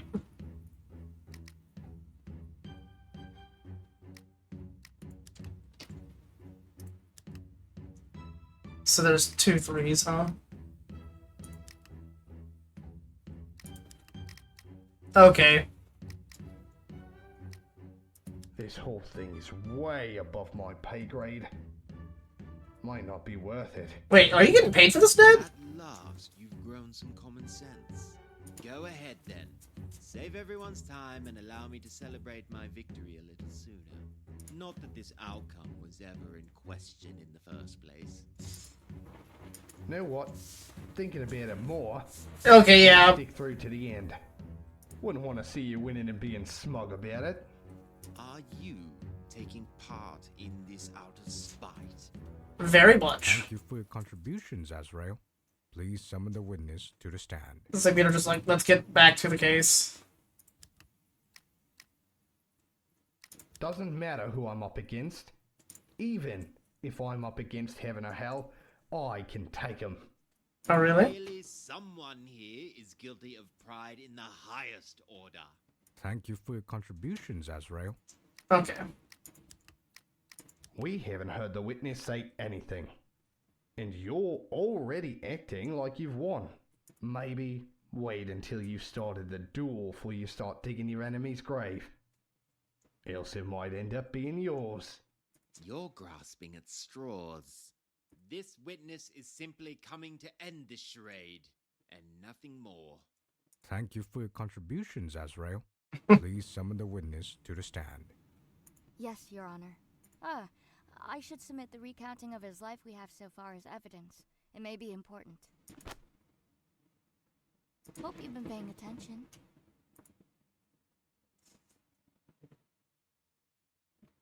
Hmm.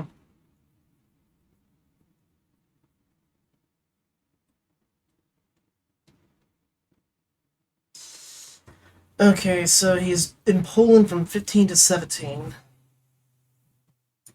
Anyway, I will bring in the witness. Wait. I really can't decide if this guy is an exorcist or is in need of one.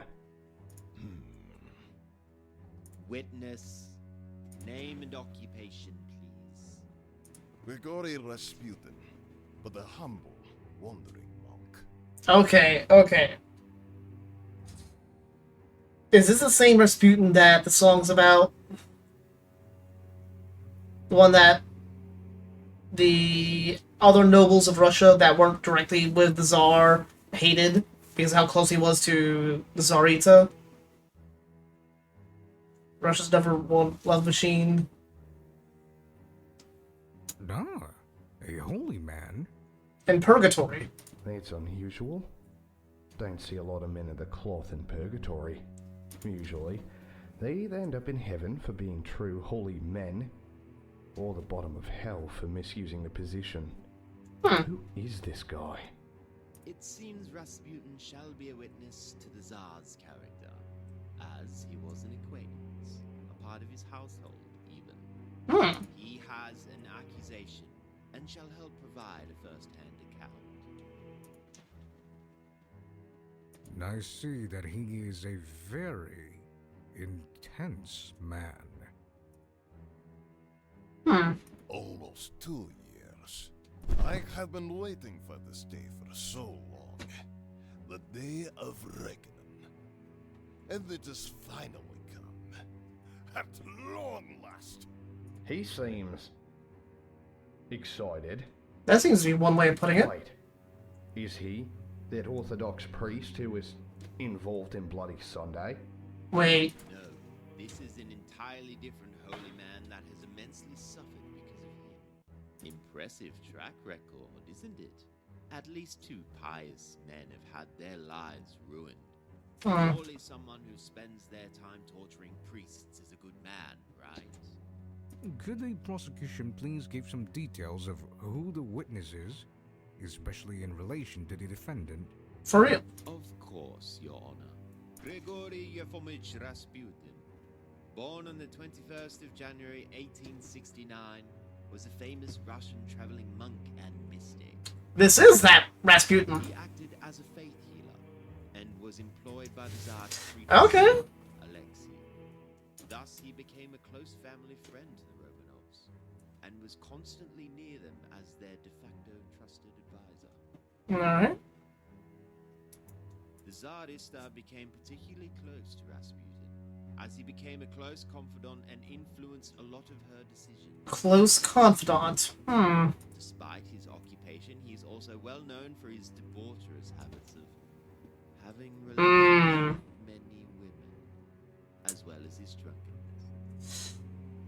So... oh boy.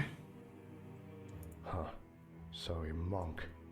It's also a womanizing lean away. And a faith healer? Usually faith healers don't get to fool someone smarter than a peasant. This man won the jackpot.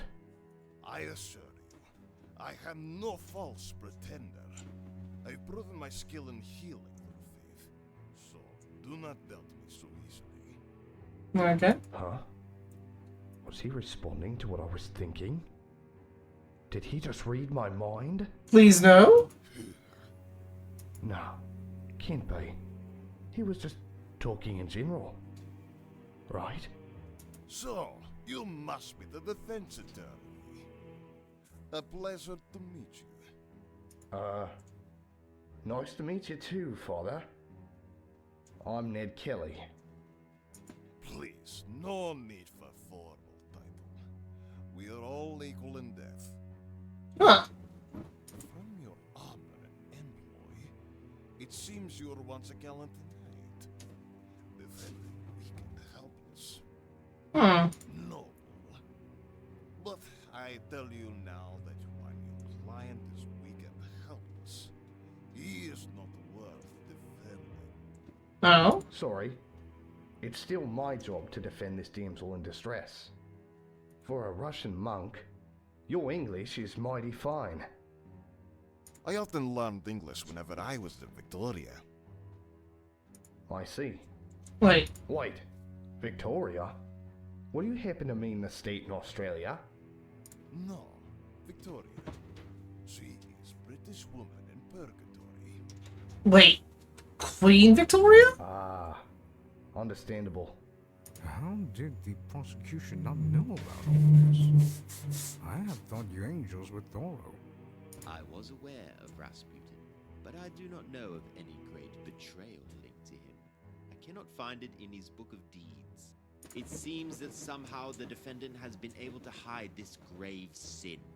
I underestimated just how cunning this monster is, to somehow deceive even our eyes.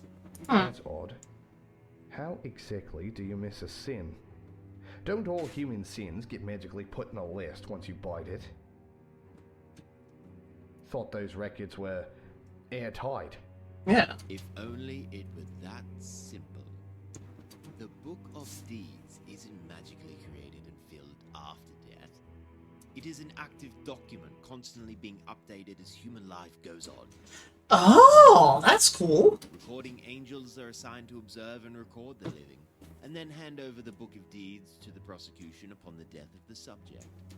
But the document existed even before death. Theoretically, we can request and see a sin list even if the subject is still alive. And outside of this once, it tends to be flawless. Has this ever happened? These Book of Deeds being flawed? To my knowledge, it has not. So, either this is the first time in history that a Book of Deeds is incorrect, or there have been errors this whole time and I've missed them. Either way, I'll have to run an internal investigation after this trial is over. Just what have you gotten yourself into, Nikki? I have prayed every day to stand before this courtroom again and expose this man's darkest sins. Okay. Everything every day for hours on end. My prayers have finally come through. Thank you, Lord, our God. That explains this message I receive alongside the order for his summons. Dear Judiciary, here's your problem now. Sign, the Department of Prayer and Intercession. Okay. Big grudge from a close friend. I don't like the sounds of that. If the witness is settled in, then shall we get started? And who might you be? Are you the prosecution? Wait, hon. He's a monk. A Russian Orthodox Catholic monk.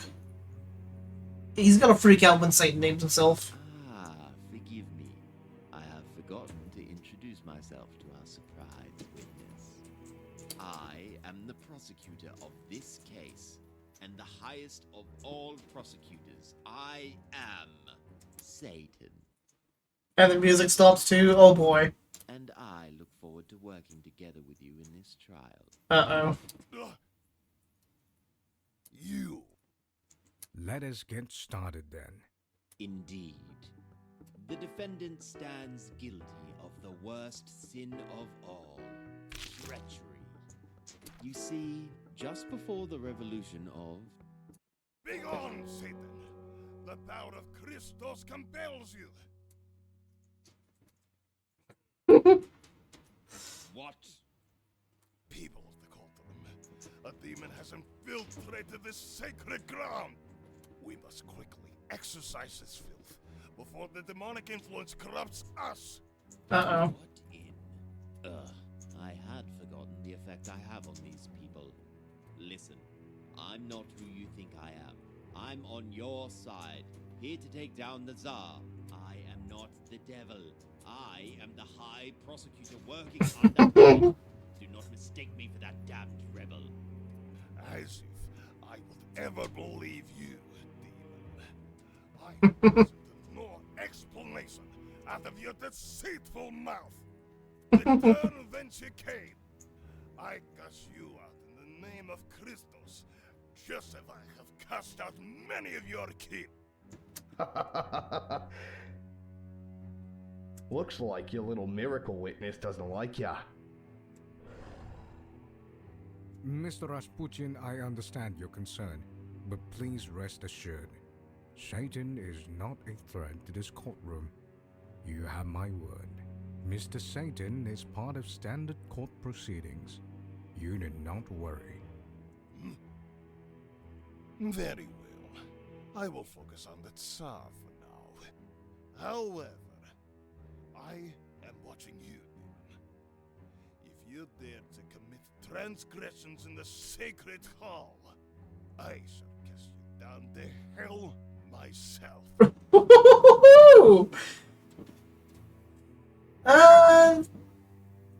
No, I do not want to see any custom artwork.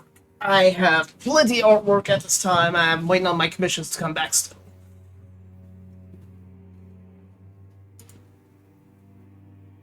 Account created 16 minutes ago. That feels very suspicious, I'm sorry. You cannot damn me. Damnation is my domain. You see, I have been sent here on a divine mission. My death is a miracle. I have been receiving visions from above, telling me Wait. duty. Do they have a Department of Prophecy here? That they must bring divine retribution to the Tsar by telling all of his treachery through testimony. These heavenly voices tell me how truly wicked he is, and as a humble servant of the Lord, I shall do my part. Wait. Visions? I don't recall the Department of Miracles conducting any miracle ops in Purgatory while reading their scheduled report. Of course you will not know of any miracles. Miracles are for the holy and loved, not for the unholy and tolerated. The real miracle here is that I still tolerate your presence. I hope you have something more solid than visions, witness. While I understand these supposed revelations are meaningful to you, personal visions are not considered reliable evidence under law. Of course. They are merely the driving force to bring me here. What shall bring him down is my story. It is time for me to give testimony.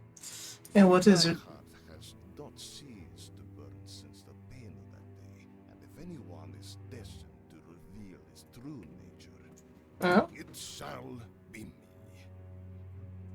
For you shall know the truth, and the truth shall set you free! A personal vendetta against the powers that once were. Even if he's not a friend, I can't fault him for fighting the good fight.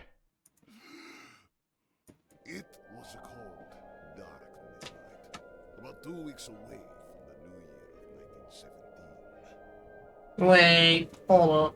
I had been invited by the royals of Moika Palace, a large mansion in Petrograd, the capital.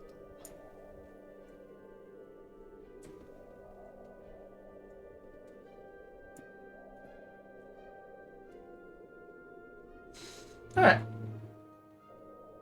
So, not yet 1917, so 1916.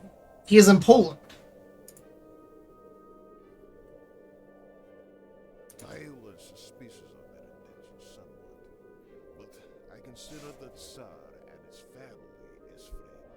So I accepted. Okay. I met and ate with him. It seemed all was well. We discussed all manner of things, including little Alexei. The son who was sick. Apparently, the food that night was poisoned. Whether it was, I tasted no such thing. Huh. This was no social call. It was an assassination. A murder. Ow. My chest felt hot. Very hot. As if there was fire in my body. I had been shot at. By the Tsar. Not possible. As the feeling of heat dissipated. An intense pain overtook me. Both in body and in the soul. As I begin to collapse. I overheard them speaking as I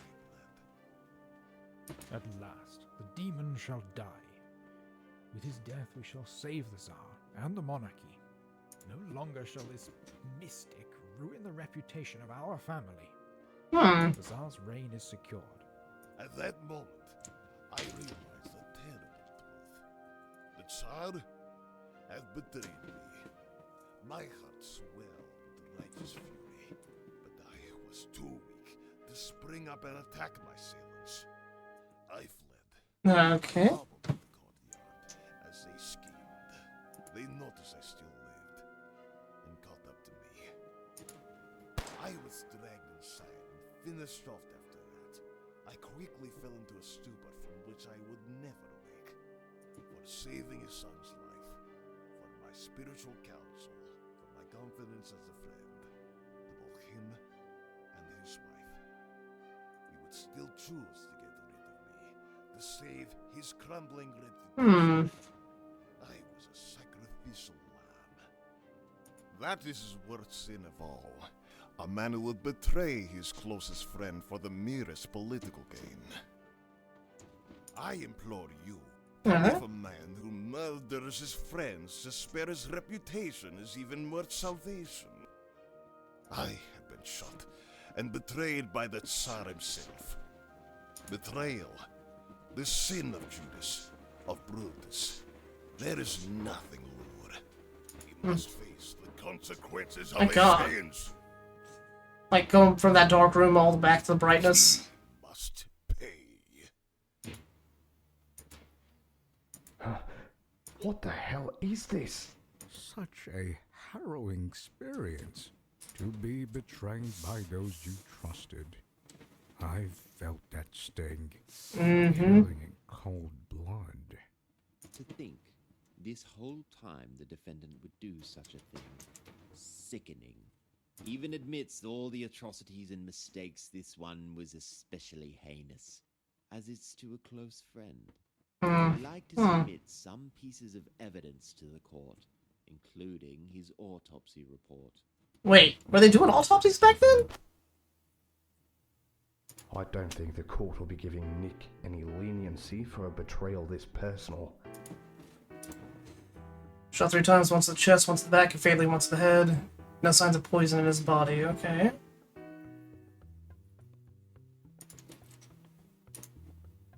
This is a trial of the heart after all. Just to be clear, this happened around December 1916, right? Yes, on the 17th. The 17th? Wait a minute. Something's off. The autopsy report says...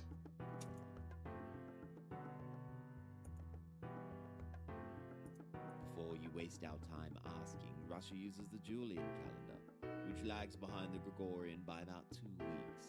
He was murdered on the 30th in your calendar. The dates match up. Thought I had something there. This won't be easy. A word of advice. Do not waste the court's time looking at dates and start looking at things that matter. Like I've also tried to explore some other dialogue options too. Looks like there's no penalties for getting stuff wrong. So that may just be a demo thing. Defense. If it's true that this man is guilty of such wicked betrayal, then I have no choice but to bring down the harshest punishment. And I do not know if there could be anything to mitigate this. But as usual, If you believe there are any mitigating or exonerating factors for this sin, please make your argument. Please, honorable defense attorney, see this man for who he really is. Like, Tyrion actually still had the Ace Attorney health bar. So, this one doesn't have a health bar at all. Things be like no penalty. Like, they do write all these other options for incorrect answers and stuff. It's like, this stuff will never normally be seen if people have a health bar. And they'll be like, oh, I don't want to get penalized, I want to go in their full health in case I do mess up. They don't want, like, all these other options that are written up are, oh, hey, if they play the game correct, choose all the right options, all these other options will never be seen. If we have no penalty, they'll be more willing to choose the wrong options on purpose, just to see what happens. Just like I did earlier with, okay, are you ready to go? Now I'll go to hell. Boom, joke ending. With Chris Pratt as Ned Kelly. I too was deceived and suffered for it. Do not let them deceive you as well as escape justice. His actions go beyond mere evil. They are far worse. It's downright satanic. What is that supposed to mean? I'm sorry, mate. I understand your anger. Like, I love this little detail too. Able to just click on his helmet. But if you really want justice, then he should be given a fair trial. And that includes a proper defense. Very well. I have waited 2 years. I can wait 20 minutes to make sure all is accounted for. After all, as the good book says, patience brings peace. Alright. His ultimate guilt be beyond any doubt. Maybe this zealous advocate business is just getting to me, but I'm almost starting to believe in old Nick. With the last 2 accusations, we were working off the infallible information of an angel of death. The hard facts couldn't be wrong. True. But since we have a human witness, it means he may not have his facts straight. Okay. There's no more need to review his whole life. All that matters is this last accusation. I just have to point it out. Are you ready, defense? Yes, Your Honor. Let's go. About the testimony, there is an issue on the account of all we know. Oh? Do enlighten us. Which piece of evidence do you find so problematic?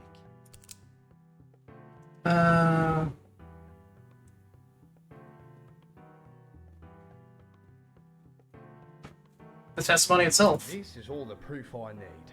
Well, what do you have to say to that? That's obviously the wrong answer based on that. I have to say this. Doesn't make any sense at all. And I must agree with the prosecution here. Let me try that one again. Okay. Your proof is his entire life. Well, not all of it.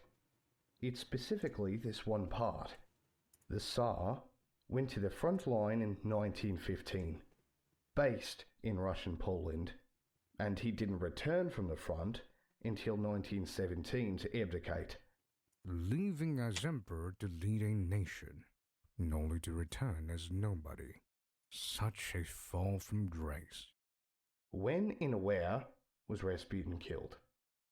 December 1916 in Petrograd, the capital. When and where was the Tsar during all of 1916? The front line, in his hidey hole in Poland. Not coming back until 1917. Wait, doesn't that mean... Yeah. Looks like the dates do matter after all, huh? The Tsar couldn't have been in place to kill Rasputin because he was a little busy. 1,000 kilometers away, fighting Germans on the front line. No, the dates indeed do not match up. Objection! There's a good explanation. Okay. It's entirely plausible that he secretly took a train to Petrograd and went back. An autocratic despot, it is well within his power to do that. That's less of a matter of can he, and more, how in hell did anyone not notice? When the bloody Emperor disappears, takes a carriage home, and appears in the capital after 3 months, that ain't something you can miss out of the corner of your eye. Especially considering the distance. Seriously, the Tsar secretly went back up and killed a mystic? This reads like some tabloid gossip. Tabloids did exist that long ago. An objection overruled. What is the meaning of this, you mad monk? Explain yourself. What is going on here, witness? Perjury is not something we accept here. I did not lie. How the hell can he spin this as anything but... Tell me, on that night of the Tsar, if a man were to push someone off a building, causing the victim to return to the Lord, would he be culpable for murder? Or would he be absolved because he wasn't the killer, but the activity that was the murderer? Let's not get into the semantics of this. Well, Let's go with the silly answer. It's neither actual murderer's ground. Blaming everything in the world before blaming themselves. Typical of unrepentant sinners. Yet, the judgment of heaven only falls upon those who deserve it, and not lifeless, inanimate objects, nor the laws of physics. The Tsar was not in the same room to kill me, no. But this was his order. He's the one that set my death in motion. It seems my wording has caused some confusion. I didn't imply he pulled the trigger himself. My mistake. Of course, it makes little difference. Looking back at your testimony, it does seem that you never directly stated the Tsar was physically with you. Though, who then was the one who shot the gun? That would be Prince Felix Yusupov, the husband of the Tsar's niece. He was there with his lackeys. He was a man who was behind the trigger, and the Tsar was the man behind him. Looks like he really wasn't trying to mislead anyone. He is just so focused on Nikki being the murderer, he forgot the middleman. Can we get more information on this Yusupov guy? He's evidently very important. I've submitted a file on who he is to the court. It seems his words ring true. He was the one to end Rasputin's life. Alright. 1887, Russian aristocrat born to the rich Yusupov family, married Princess Irina of Russia. Nick II's only biological niece, making him son-in-law. Exempt from military service due to being an only son, thus didn't take part in the war. Acquainted Rasputin, sought his help in curing a minor malady. Took part in the assassination and was arrested on the orders of the Tsar afterwards. Oh! So the moment Nikki found out, he had him arrested. Wow. That was actually really fast. I just asked for it, and you already got it. Do not underestimate my logistics network. I have perfected it over a millennia, and I can have any document I want almost instantly. I need merely ask for it. That is very useful. Such is a privilege I need to bring down to the worst of the worst. Don't even got anything snarky to say. That's just impressive. I was not even important enough to face him personally. Yusupov is still merely a dagger. The Tsar is the one who stabbed it in my neck. So, it was merely a very slight, insignificant misunderstanding. The Tsar is still a murderer, a traitor, and destined for damnation. He merely prefers delegating his sins. This would seem to be an honest mistake. So I shall let it go. And as of now, the witness's testimony still makes sense. Does the defense wish to continue the cross-examination? The Tsar ordered Rasputin killed to protect his image, and he used Yusupov to do it. Is that really all there is? No. There has to be something here. Something that I can work with. He's still a human prone to error. Maybe I should take a closer look at any new information that came my way. Yeah. Defense shall continue with cross-examination. In fact, accounting for the whole story, something needs to be said. Oh, do enlighten us. Of course. You see,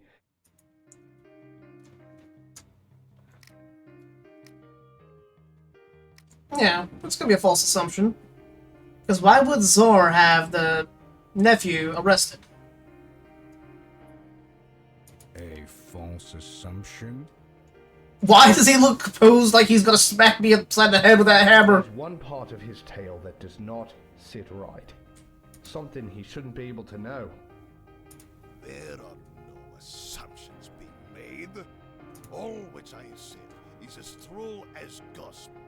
I know this because I've relived this memory every single day for the past 2 years. If you have such a thing, then come out and say it. What is this problematic aspect? Of course, I'm talking about... So far, we've been talking under the assumption that the Tsar is the mastermind of the assassination. But, are you sure it was my client who ordered your killing? Preposterous! Did you not hear what the prince said? With his death, we shall save the Tsar and the monarchy. Is this not admitting that he did all this for the Tsar? Yes, he did do all this for the Tsar, but he never talked about taking orders from him. What? Objection. We know for a fact that he was killed for the sake of the Tsar, making him the most likely mastermind. But most likely is not the truth. Do you have evidence that the Tsar didn't order the hit? Me? Evidence? You're the one making the assertion. The burden of proof should be on your shoulders. Do you have evidence that the Tsar was the mastermind, and it wasn't the prince himself, or anyone else? I don't have evidence right now, but... I must agree with the defense here. Still the most likely scenario. Or do you have something that shows otherwise? Fine, I'll play your game. I just so happen to have proof that it is unlikely for the Tsar to be the one behind it. Impossible! Take a look at this. The profile on Prince Yusupov. How does this possibly help you in any way? The killer, Prince. My focus ain't on his family tree. It's on this last part. It says here that after the assassination, he was put under arrest, and then even escaped. See what I'm getting at? If the Tsar had Yusupov kill Rasputin, why did he arrest his own assassin? That can't. That's right. I would have expected him to get a medal. The Tsar and his missus were still the highest authority in all of Russia. They could have easily just ignored this crime or celebrated. Instead, they sent the prince into exile as punishment. After I died, he was punished? I did not know that. What does this mean? I must think. I must. Objection. Have you forgotten what I said about politics? It's all a farce. Yusupov was just a scapegoat disposed of once the Tsar was done with him. His own son-in-law? Objection! Yusupov was a prince, not some disposable soldier. You overestimate him. Family is the first thing despots sacrifice to stay in power. You're the one who keeps speaking of his naivety, and we've all seen his foolish leadership. Or this was simply the best plan he could come up with in his poor capacity as a leader. In fact, it's possible that he had to use Yusupov.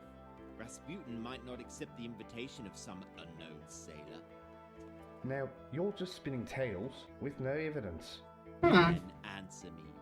If you're so sure it wasn't your client, then who was it? You can set a light on. Boop. There it is. That should help with tracking a bit. The whole point of his assassination is to save the monarchy. Who can be the mastermind other than the Tsar? I would also like to hear who the one behind this plan is. If it wasn't the Tsar. Thus far, the Tsar is still the most likely culprit. And even with Yusupov's arrest, the prosecution has given a plausible chain of events. If you cannot provide who the true murderer is, then I will have to take the word of our surprise witness. Yes, he must be the mastermind. Like, he almost looks lycanthropic in that. I could not have misplaced my anger for these 2 years. It could have been no one else. He is a traitor. He is not a friend. I must believe in my visions. The mastermind, huh? If the Tsar didn't order Yusupov to kill him, then who did? I feel like the answer is obvious. But would that be too obvious? Well, I just need to take a look back at everything. It's gotta be. I know who's behind all this. It's actually pretty obvious to anyone who's been paying attention. Black Hand? The real mastermind, the one behind the assassination of Rasputin is... That is a lot of people.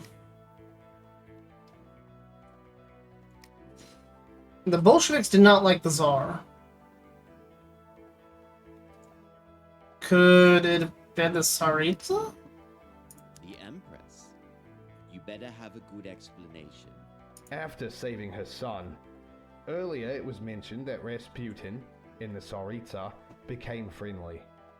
Maybe a little too friendly. The Queen and Rasputin, womanizer that he is, ended up having an affair. Wait. That can't be true, because the Tsaritsa is in heaven. Adultery is a sin. She would be down here in Purgatory, or worse, hell. The Queen, fearing the affair would get exposed, had Rasputin killed. Silence! What am I will not accept this baseless slander any longer. She is a loving mother and loyal wife, a pious woman, not some whore off the street. Not sure if you're simping or not, man, but okay. I've heard so much baseless slander accusing her of being my lover, but she is a good woman.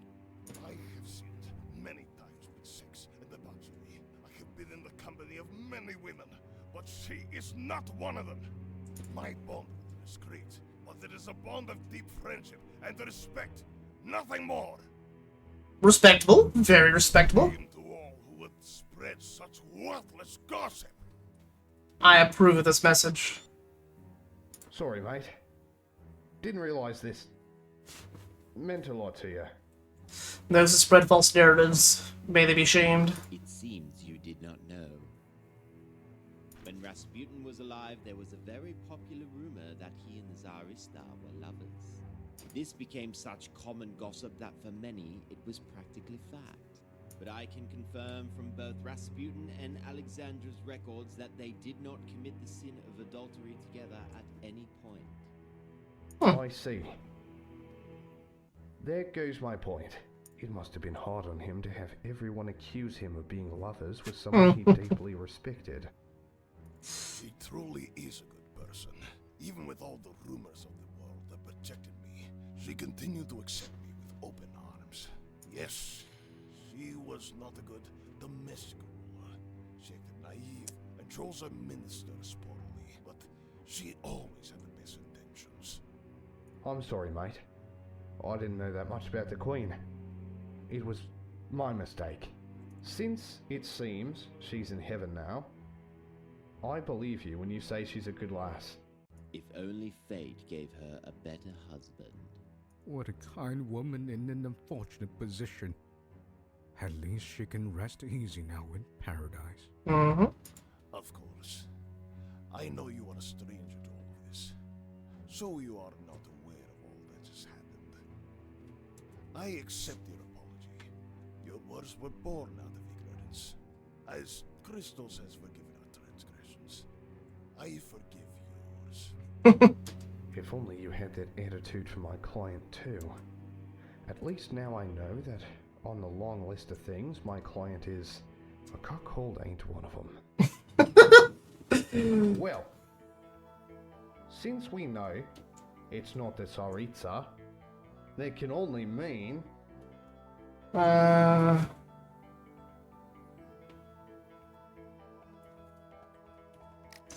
Maybe the the Black Hand? Hand was responsible for killing the Austrian Archduke. Clearly, they have a history of ending important figures. Fighting for the Slavs and against the Austrians, we can conclude they would be friends with Russia. They viewed Rasputin as undermining the Tsar and planned to do what they do best. That actually somewhat makes sense. Fascinating. This little Balkan terrorist organization has quite the reach. And do you have proof of this grand conspiracy? No, but it's plausible. Possible even. Black Hand was a Slavic organization mainly found in Serbia. And at this point in the war, the Serbians were preoccupied with avoiding annihilation. The organization was finished in 1917 and was a shadow of its former self by the time of Rasputin's assassination. There is no record or proof that they had any meaningful presence in Russia. Or maybe that's what they want you to think. Maybe they have infiltrated so deep that you've been fed false information on purpose. Wait, that would make sense. The Book of Deeds is recorded by angels. Maybe they've gotten into our very justice system. The afterlife itself. Ned? Yeah. I assure you, heaven has not been infiltrated by Serbian nationalists, or else every Bulgarian would be in hell already, and not to mention what they would do to the Turks. And if the defense has no proof of this Black Hand conspiracy, then I'm afraid I must reject the theory. I have pings. Allow me a moment. Pop that away.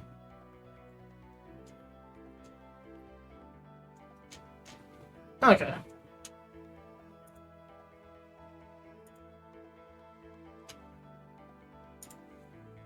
Please think this through this time. Alright, maybe I should look a little more close to home. In that case, the real culprit is... Close to home, so it's not gonna be German Empire. He wouldn't get himself killed. They don't like the Tsar. The assassins said they were doing it for the Tsar. May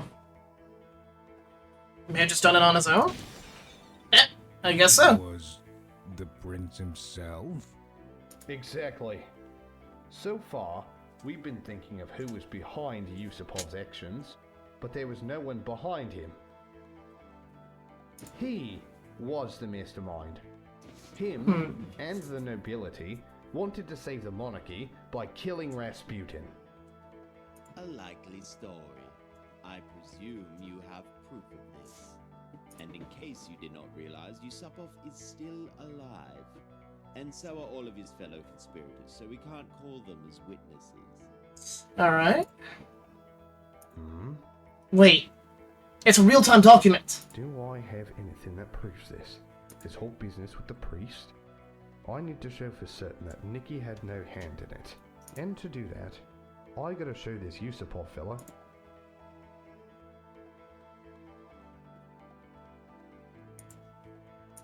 is no matter which way I look, Okay. I have nothing of use on me. All the court has is the topic of Nikki and a bit of Rasputin. I need something on Yusupov, but him and all his ilk. Book of Deeds, it's a real-time document. Unless... Wait a minute. There is a way. Well, defense, can you prove the prince is the one behind all this? Apologies, Your Honor. I don't. Oh, It seems I have no proof on me. you gotta go for the drama, huh? I have nothing to show that our naughty ill prince is the mastermind. I knew it. You were merely... I know someone who does have it. In this very room. What? You speak in tongues. Unintelligible. Nonsensical. The Tsar is a killer. He is a murderer. I have foreseen it. It must be true. Just who is this party you speak of that has this proof? This is it. Here comes a kill shot. Everything's coming together. There is one person here that will resolve this mysterious murder once and for all. Been letting slip just how good at everything he is. All I have to do is say the name. Well, defense, are you ready? Who has access to this definitive proof that Yusupov is the mastermind? Your Honor, the one who can prove once and for all that Yusupov is a mastermind is...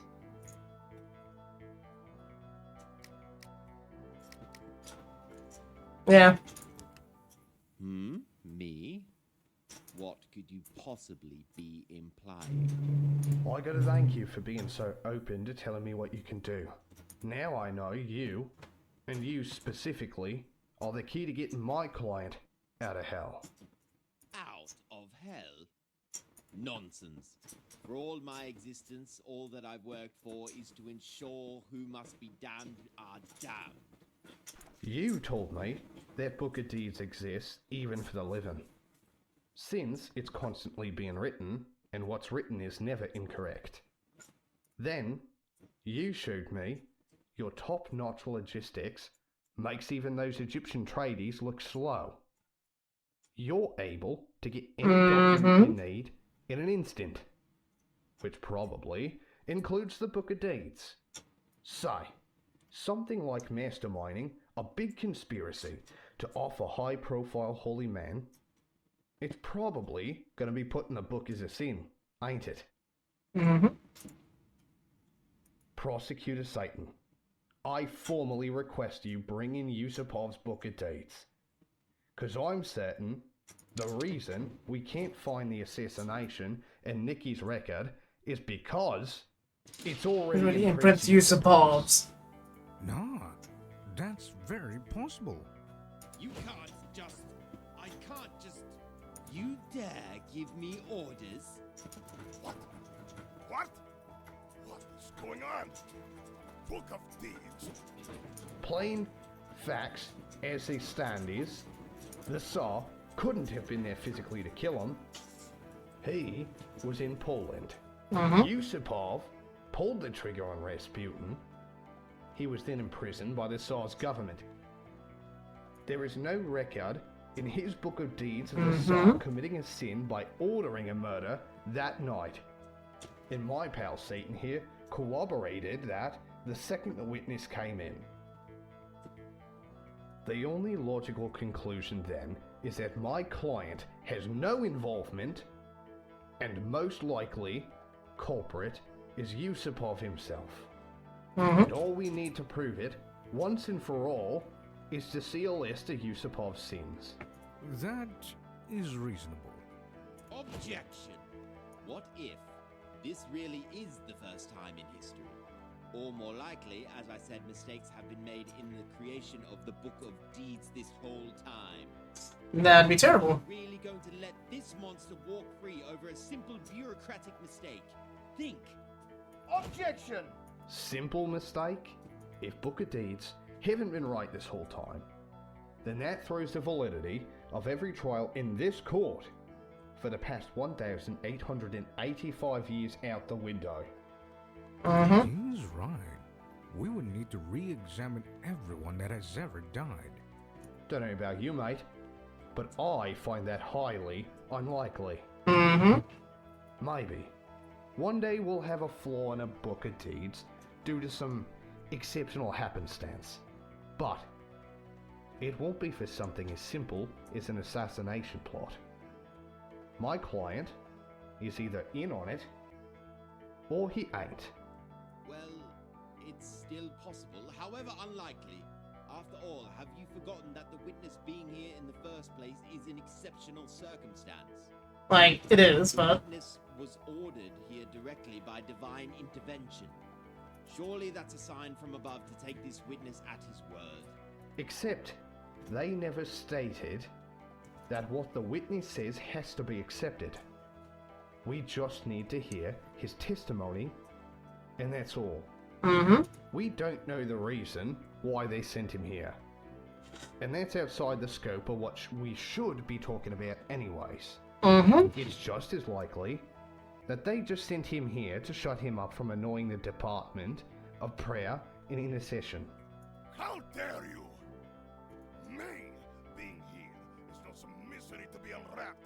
It's because I have been sent here on a divine mission to bring justice to the Tsar. I have foreseen it.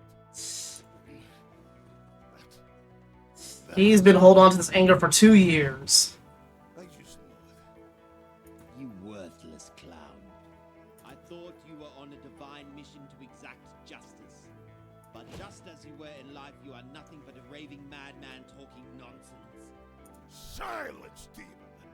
It is your incompetence as a prosecutor that has caused all this. I knew it was a mistake to not exorcise you the moment I saw you. You dare cast me blame? It is your nonsense eyewitness testimony I had the Sisyphean task of arguing for. I will not take slander from a drunken serial adulterer. You are right. I am a sinner. I am guilty of many sins. For I have laid with many women. But clearly you suffer from the sin of envy. But it is obvious you cannot get any at all. Rasputin, come on! Enough of this. Thank you, Peter. We don't need to see Satan go off the rails because of a mortal. I hereby accept the defense's request. The prosecution must provide the book of deeds of the still living Prince Yusupov. Prosecution, please get these documents at once. Wait, Your Honor. We don't need to just yet. We can... Whatever you wish to argue, it can be done after we take a look at the document. What's the matter, Satan? Ain't that long ago you considered the monk's word gospel? Come on, bring it out. Mm-hmm. No, wait. Before that, there has to be more. Mm-hmm. This can't be. Is that wretch really going to get away? Malevolent, deceitful creature. Anything is escape.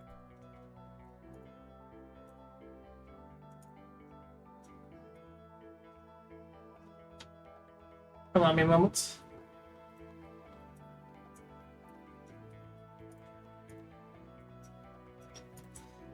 Okay. I know you now, demon. Alright. I am waiting, prosecution. Come on, mate. Didn't you say you wanted to sort him where he belongs? Watching Satan just be so broken down. How could this happen? To have this cretin escape my grasp because of me being here?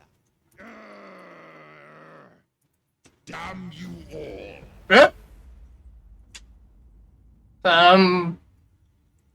Buddy?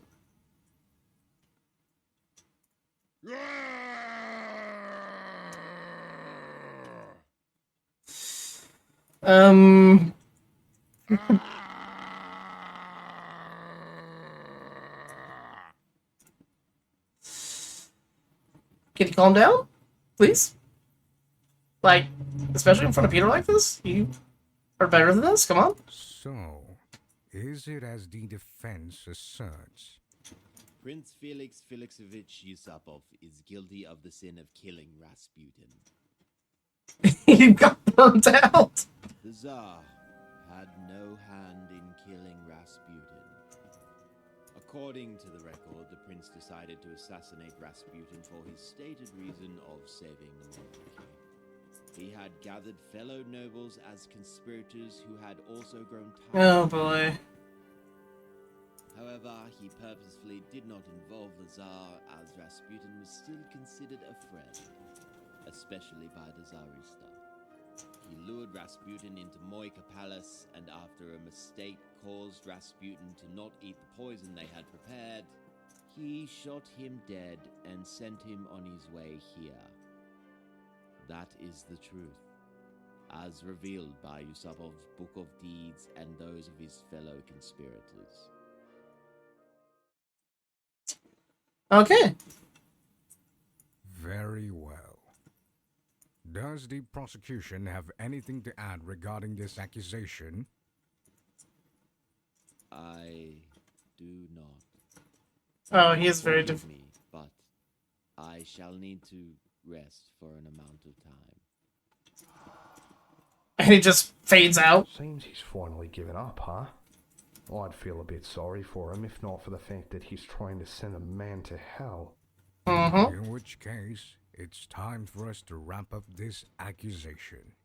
On the accusation that he is guilty of the sin of treachery in murdering a friend for personal gain. The defendant is not guilty. Instead... Silence! Oh? What? What is the matter? Witness? Do you think I would sit here and simply accept it?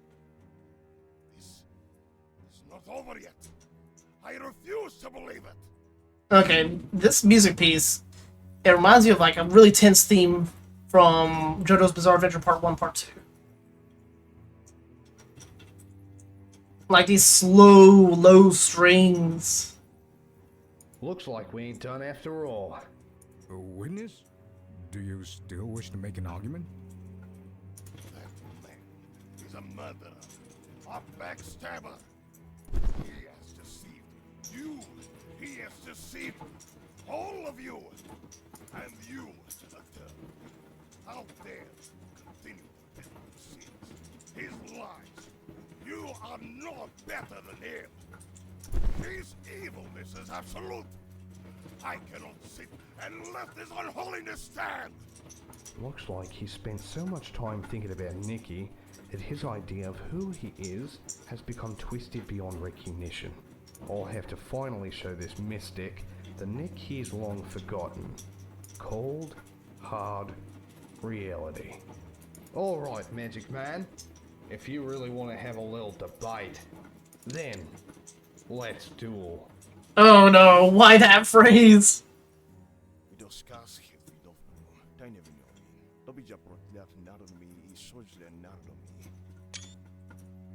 Very well. If you wish to duel with words, then I accept. I have expelled countless demons by words alone. My blessings have inspired many and struck fear in the hearts of the wicked. Defeating you and the Tsar is merely my final test. My final, divinely appointed destiny. He's trying to act otherwise, but he's clearly being emotional and irrational. I just need to get rid of the last of his desperate arguments, one by one. Don't try to see your opponent's arguments like bullets by clicking on them and match each to the argument they refute to win the duel.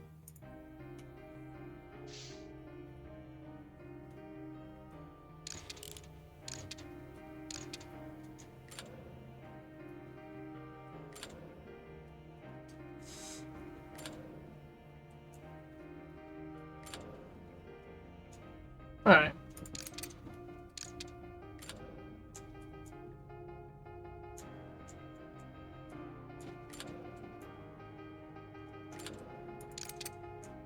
Alright.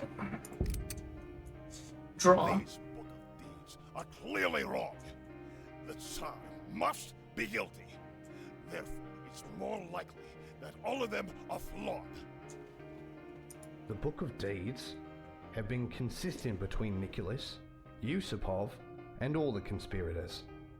They have never been wrong before. It's unlikely that out of everyone in history, the first mistake is from him. Unless you can prove otherwise, these must be considered reliable. Leave that is me. Even if he didn't order it, he is still responsible. His inaction led to the assassination. He did not do enough to stop it from starting. Perhaps he even let it happen. Stopping something like this would require an impossible amount of foresight. The Tsar isn't omnipotent. There's no way he could have known about the plot beforehand.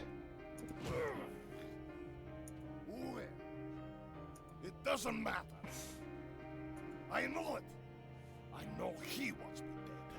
I have foreseen it in my visions. And where's the proof? You've been saying so much about how my client killed you, or wants to kill you, yet every single attempt to pin blame on him has failed. And now, you have nothing to prove he wants you dead. Your supposed visions look like they aren't coming true. Could it be that... No. He's on the ropes. Now, for the finishing blow. Right between the eyes?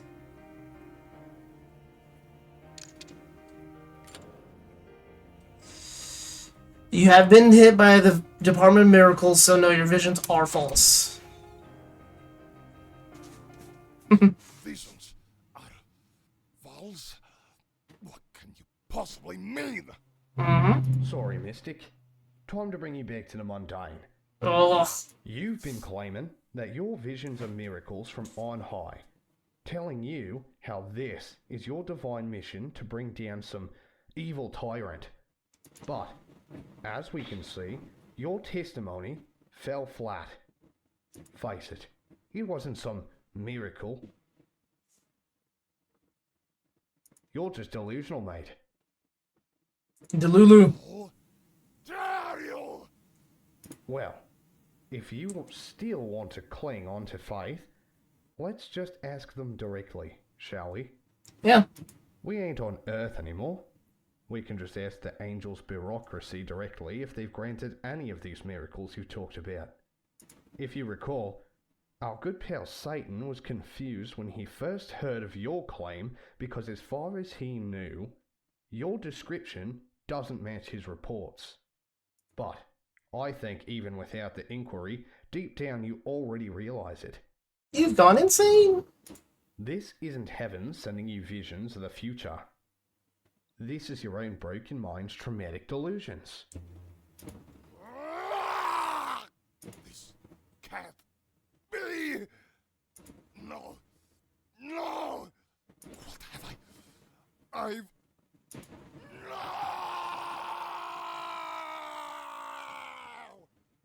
What have I done?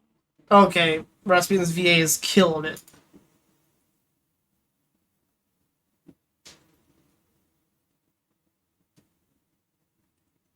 I asked Azrael to make an official inquiry into the Department of Miracles, and they have confirmed that your visions were your own, not the result of Providence.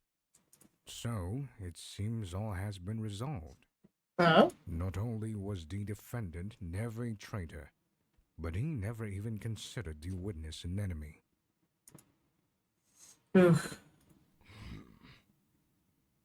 Witness, do you have any more objections? No, I do not. I wish to levy no more accusations. Very well. On the accusation that he is guilty of the sin of treachery in murdering a friend for personal gain, the defendant is not guilty. Instead,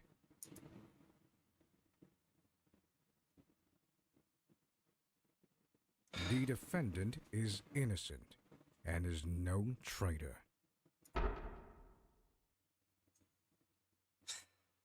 Though not murdering a friend is not a great achievement, all things considered. I do like St. Peter's little quips at the end of, yeah, they're not guilty, but yeah. If there's nothing else, then the witness is dismissed.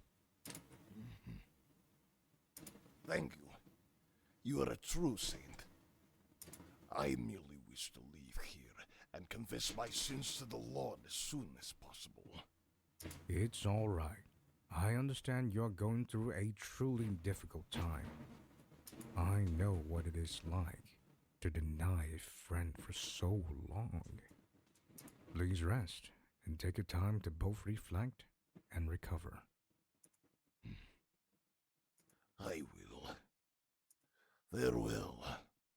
Now then, since all the major mortal sins have been accounted for, I believe it is time for me to give my verdict. Will the defendant please take the stand? I'm here. Between damnation in hell, redemption in purgatory, and salvation in heaven, by the weight of your sins, this court hereby sentences the defendant, Nikolai II Alexandrovich Romanov, to Purgatory.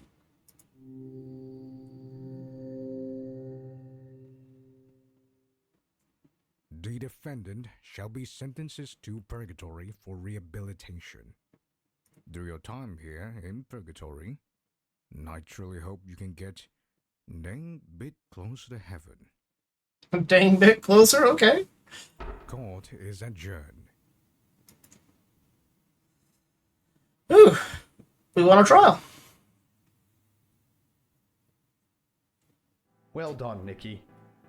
Your life passed the bare minimum threshold to not get sent to hell. Thank you, Ned. Truly. What's the matter? You don't seem too thrilled. Make no mistake. I truly am happy to not be damned, but He feels bad about Rasputin. for the first time in my life, I see now just how flawed a ruler, no, a person I am. Once I had believed I was a great force of good in the world, but to have the news broken to me of that being all but a naive delusion, it has left me somewhat saddened. To know that my entire life was that of a foolish child with too much power. And more than that, I will not see my wife and kids again for as long as I am here, for they are in heaven. She's not really your wife anymore. Till death do us part and all that. But anyway, you can't change the past. Nothing can. True. What you can change is yourself. True. You've been given another chance. So use the time you have now to become the man you thought you were. You have all of eternity. Very well. You're right. I must not dwell on the past. Do you think I am capable? That I can find redemption? Well,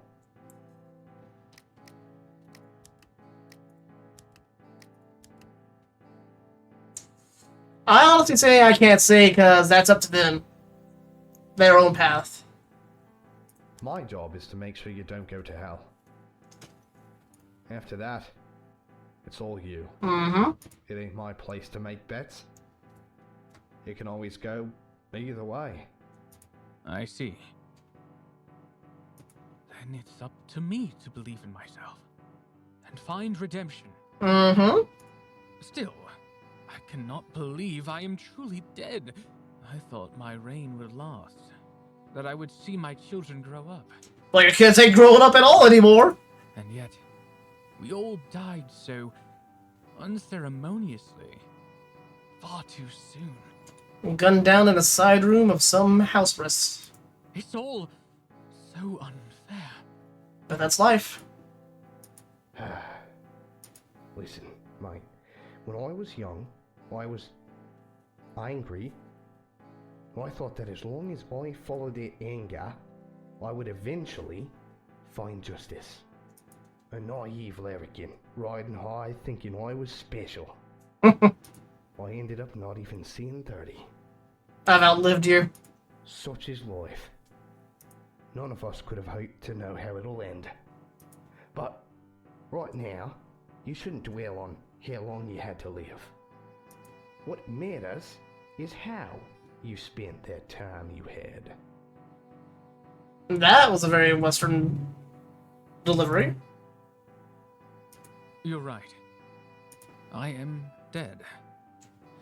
There is no going back. Mm-hmm. All I can do is take comfort in the fact that my family is saved. And I will soon see my wife and children again.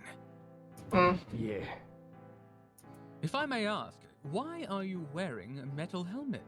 Oh, no, we're getting to the bottom of it. If this is the afterlife, were you perhaps a knight from the medieval era when you were alive? Did you not hear him talk about Australia? Well, I did ride horses and go into battle, but I'm no knight, and I'm far from medieval. Only been dead a few decades now. Then why is your clothing so unusual? For now, let's just say it's a memento from the old days. His voice changed. And,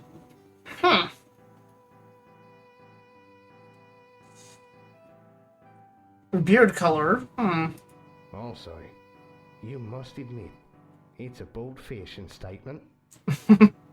Anyway, seems it's time for me to leave. Someone here wants to talk to you. Oh? Mm-hmm. Rasputin! Hello. I am here to say that I'm sorry. After my death, I took myself into believing you had me killed. I thought you had betrayed me. For all of my afterlife, I have lived with this agonizing thought and unbearable hatred. I longed for the day I would see you suffer. I even started thinking God himself demanded I defeat you, as if you were the devil. And yet now, I stand before you, and I feel no hate. Only guilt. Guilt. How could I think of such things? How could I be such a vile monster to consider one of my closest compatriots as some backstabbing snake? I have done such a horrible thing, and I understand if you want to hate me. Let me guess. You got hugged.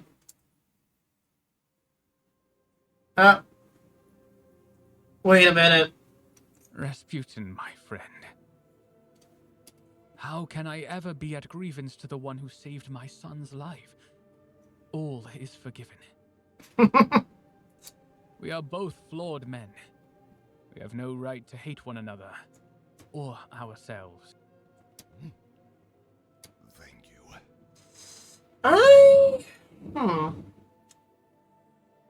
I am getting those vibes from it, but I'm not going to call it that. Thus, the story of Russia's last monarch has finally ended. And now starts his disproportionately long epilogue.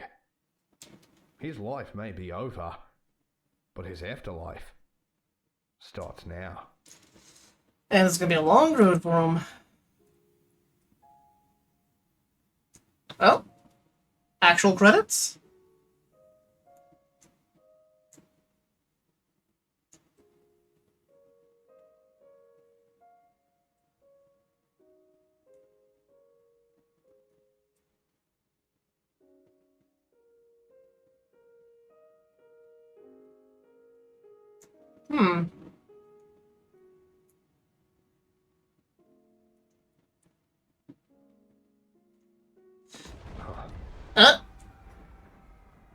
What? That was loud. What the hell? The tower. It's on fire. What? Oh, and there's smoke everywhere. I can barely see. Huh? Is someone there? Huh? What's an angel doing down here? How dare you? How dare you cliffhanger me with that vision just being so short? Okay, this game was... How dare you give me a cliffhanger ending on the demo when the game's not out yet? Already wishlist on Steam. In fact, I should have had the wishlist to this thing pinned in the stream much earlier. Oh my god. But, yeah. I enjoyed my little bit with this demo. I am eagerly awaiting the full game. But, that'll be it for tonight. Tomorrow we'll be doing Metro Prime 2 Echoes. Yeah. That'll be tomorrow's stream, so I'll catch everyone on the flip side tomorrow for that, and I'll see about raiding us into someone playing something similar. Or at least similar vibes, I should say. Let's see. And that's Xenoblade, that's RE6.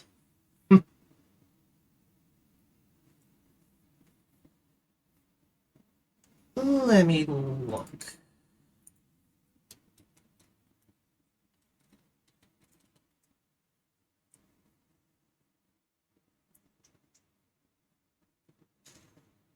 That's past videos.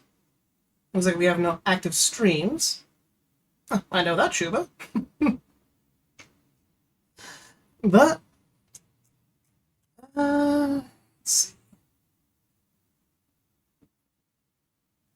Oh, they're learning Honey Horn. Okay. I'll send you guys over to Keitaro. He's finishing up his Pokemon Gold Nuzlocke. Actually, make sure he's not about to end. Because he's... Oh, no, he's only good for 2 hours. So, we're going to send you guys over to Keitaro. Looks like... Oh, he's doing something very interesting for his team builder.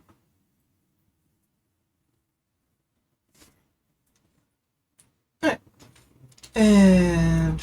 Yeah, really short stream out of me normally. Now I'll send you guys on over to Keitaro, and I'll be calling it a night. Goodbye, everybody. Stay safe, and there's a raid message. And goodbye, everybody. Stay safe.